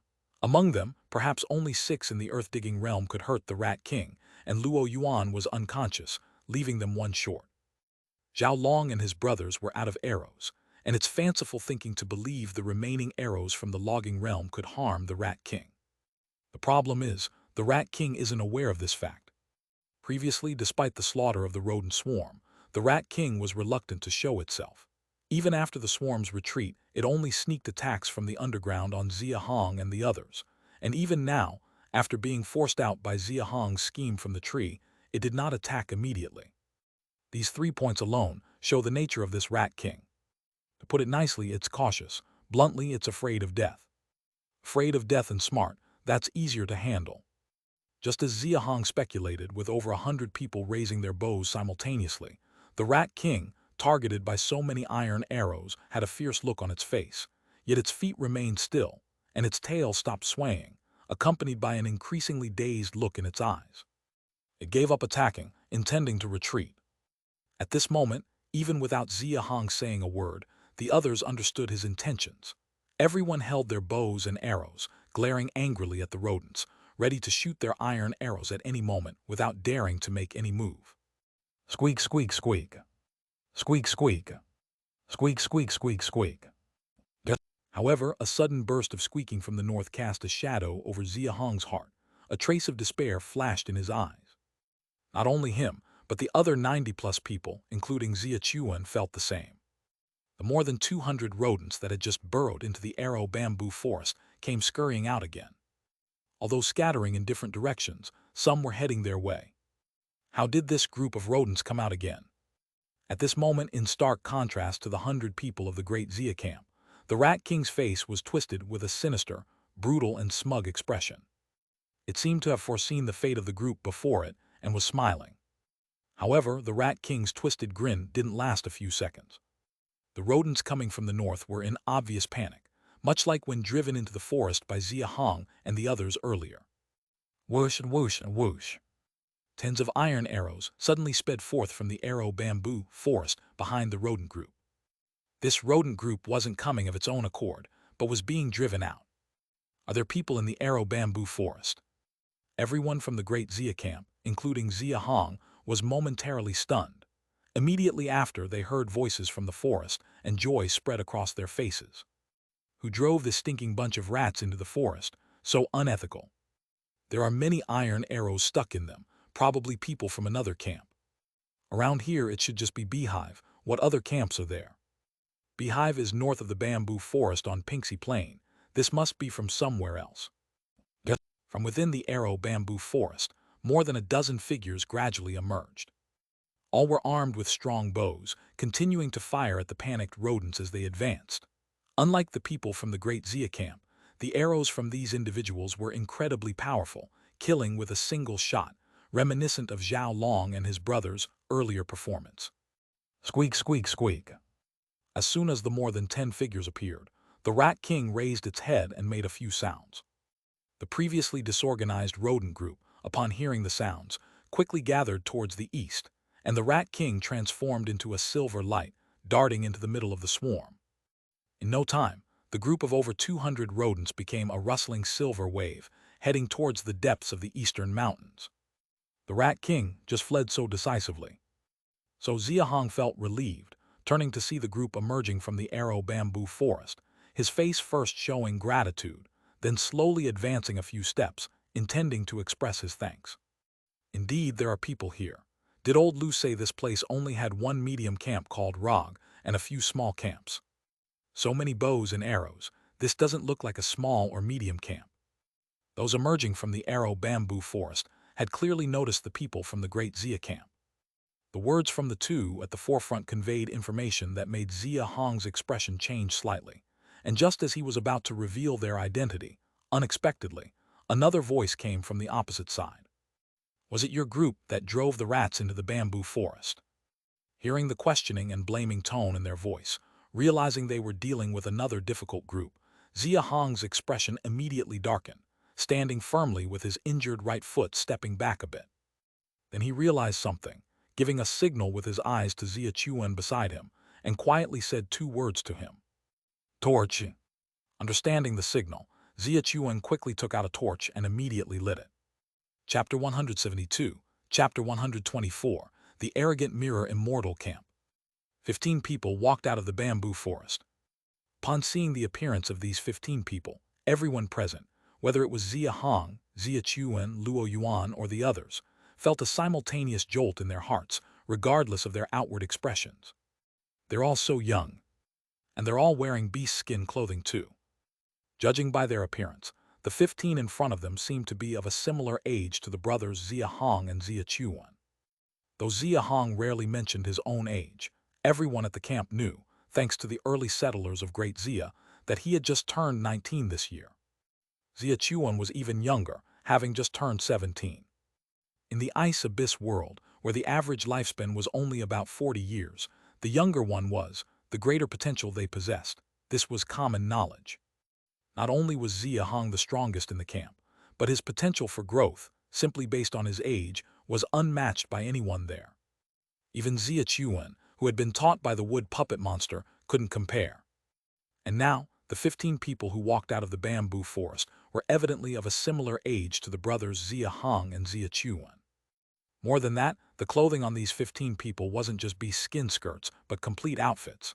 The youth who had just questioned them was even wearing a golden brown beast skin coat from some unknown cold beast. I am Xia Hong, leader of the Great Xia camp in Redwood Ridge. Indeed, we drove the rodent herd into the bamboo forest just now. But as far as we know, there are no other human camps in the Arrow Bamboo Forest. May I ask which camp you are from? As Xia Hong spoke, he lit a torch and along with Xia Chuan, Zhao Long, and 2 others who also held torches, moved closer to the newcomers. If someone were to place a hand on his back at that moment, they would find it soaked with cold sweat, and his body trembling at a very subtle frequency. There was no choice, it hurt. Although the sole of his foot, pierced by the Mouse King, had been treated with golden sore powder, it wasn't an ordinary wound and thus didn't heal quickly. Great Xia, a leader in the earth-digging realm, truly weak. Their numbers aren't small, though. Upon hearing the mocking tones from the other group, Xia Chuan and the others holding torches immediately showed displeased expressions. Yet, Xia Hong remained unperturbed, quickly analyzing the information in their words. The other party had mentioned old Lu and even knew about the Rojal camp. It was likely that Lu He had merged the entire Lu Shang camp into the camp these 15 people belonged to. 15 people in the earth-digging realm, all in full clothing and armed with longbows, emerging from the Arrow Bamboo Forest. There was no denying the strength of their camp. However, Xia Hong was most concerned about their earlier mockery aimed at him. The leader in the earth-digging realm, truly weak. Given their casual mention of the Hive camp earlier, it wasn't hard to deduce that there must be a cold resistance level or higher strongman in this group's camp. Large-scale, perhaps even giant or more. Mirror Immortal Camp, He Meng. Leader Xia Hong, this Arrow Bamboo Forest has been under our camp's domain since 3 months ago. What do you mean by driving the rodent herd inside? The speaker was estimated to be about 2 meters tall, towering even over Xia Hong, equipped with a longbow and wielding a broad-bladed sword. He stepped forward as he spoke, his voice loud and carrying a heavy sense of pressure, intentionally pausing before adding leader after Xia Hong's name. The distance between the 15 people and Xia Hong was now less than 10 meters, and Duan Meng, the leader, was even closer, just 5 or 6 meters away, with the torchlight illuminating their faces. Seeing that the torchlight didn't elicit any strange reactions from the 15, Xia Hong felt a portion of his tense heart relax. Unafraid of the torchlight and with no connection to deceitful monsters, there was nothing much to fear. It wasn't surprising that Xia Hong was cautious. According to Luo Ming, the ice tree matured once every 4 months, causing cold beasts to flock to the Arrow Bamboo Forest. This alone indicated that a human camp here was unlikely. Although this group of 15, including He Meng, claimed to have taken over the Arrow Bamboo Forest 3 months ago, there was no telling if it was true. The lack of fear towards torches implied a low likelihood of dealing with deceitful monsters. Of course, that didn't mean there were no issues at all. He Meng's aggressive tone and the fierce expression on his torch-illuminated face showed that he was determined to address the matter of them driving the rodent herd into the Arrow Bamboo Forest. Since it only became yours 3 months ago, it stands to reason that we in Great Xia were unaware. Moreover, we haven't caused any casualties, so why be so aggressive? Perhaps it was He Meng and his group's arrogant demeanor that pushed Xia Chuan to step out and speak. However, upon hearing his words, no one from the opposite side responded. He Meng merely gave him a disdainful glance and continued to focus on Xia Hong without saying a word. Xia Chuan's chest slightly heaved with anger, a flash of ire crossing his face. Clearly, the other party deemed him unworthy of speaking, preferring only to converse with Xia Hong. Xia Hong raised a hand to stop Xia Chuan from speaking further, his expression darkening significantly. He stepped forward and asked in a deep voice, "An unintended mistake. If you insist on pursuing it, then let's not waste words, just lay down your terms." He Meng lifted his gaze slightly, realizing Xia Hong might be about to yield. His face showed even more contempt as he raised the broad-bladed sword in his hand, pointing at the rodent corpses on the ground, and said arrogantly, "Since you recognize your mistake, consider that pile of mouse meat on the ground as your compensation to the Mirror Immortal camp. Get out obediently." So it turns out they were aiming for the mouse meat pile. Xia Hong's frown eased. The other party's behavior, so akin to humans, not only failed to anger him but also put him at ease. Of course, his relief came from confirming the other party's human identity, not from finding their demand reasonable. Yet before he could respond, Xia Chuan, Zhao Long, and even all the Logging Realm members from Great Xia behind couldn't restrain themselves. "In your dreams, why should we give you what we fought hard for? These are the spoils we earned with many deaths and injuries, and you want them all. In your dreams." A lion's big mouth shameless. "Did you also get poisoned by Teng Jiao and become confused?" The rodent corpses on the ground were estimated to number 40 to 50, and including those on the mountain slope and top, there were at least over 80. 80+ prey surrendered on command. There was no way the 15 people in front of them would agree with that. Xia Hong raised his right hand slightly, signaling for everyone to quiet down, and after watching He Meng and the others for a few seconds, a hint of hostility appeared on his face. "Did you hear that?" Even before He Meng heard Xia Hong's inquiry, his face had already turned dark with discomfort from the mocking cries of the crowd. Now, the expressions of the other 14 grew even colder. Though Xia Hong's words sounded like a question, the meaning behind it was clear to them. At the wave of Xia Hong's hand, the over 100 people from Great Xia had already drawn bows and arrows, aiming at them, along with the 5 Earth-Digging Realm members up front. Xia Hong's words were not just a threat but a clear statement that the prey on the ground belonged to Great Xia, and no one could take them away. "Leader Xia Hong, to be blunt, Great Xia's strength isn't enough to be recognized by the Mirror Immortal camp. I warn you, Great Xia cannot afford the consequences of being at odds with us." He Meng seemed to add pressure to his words by moving a few steps forward. He paused, then continued. "How about this, leave half? This is the bottom line and we'll pretend none of this ever happened. You can leave." Whoosh! A swift iron arrow suddenly flew towards him as a response. He Meng quickly retreated several meters, staring at the iron arrow embedded less than a meter from where he had stood, still visibly quivering from the impact. His expression froze. "Get lost." This word was almost shouted out at the 15 by Xia Hong. As soon as he spoke, Xia Chuan and the others nearby, along with the over 100 from Great Xia not far behind, all joined in. "Get lost." Swoosh! As the crowd shouted, "Get lost," the simultaneous sound of drawing bows and the friction of over 100 iron arrows against bow bodies was unmistakable to anyone not deaf. "All right, Great Xia has guts. Xia Hong, is it? The Mirror Immortal camp will remember." As He Meng retreated with his men, they only dared to take 4 or 5 rodent corpses along the way, their panicked state forming a stark contrast to their earlier arrogance. Ha, such little courage. Over 100 bows, they're at best in the earth-digging realm. How could they possibly match that herd of rodents? Ha, I thought they were something special. Didn't they flee helter-skelter, ha. Everyone from Great Xia erupted in laughter. Yet Xia Hong remained calmly in place, not relaxing even as he watched all 15 disappear into the arrow bamboo forest. He waited over a minute before turning to speak to the others evenly.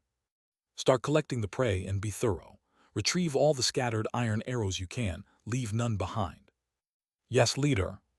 Upon hearing the command, everyone agreed enthusiastically, eagerly turning to gather the rodent corpses on the ground and the iron arrows embedded in them or scattered around. Xia Chuan, on his side, hoisted Luo Yuan back up again. Xia Hong moved closer for a look, noticing the bloody wound on Luo Yuan's shoulder was dressed with golden sore powder, and his breathing was gradually stabilizing, giving him much relief. "Brother, your foot." Seeing the blood hole on Xia Hong's foot, Xia Chuan's face showed worry, but before he could finish speaking, Xia Hong raised a hand to stop him. When Xia Hong subtly gestured toward the arrow bamboo forest behind them, Xia Chuan quickly understood, nodding slightly, and said no more.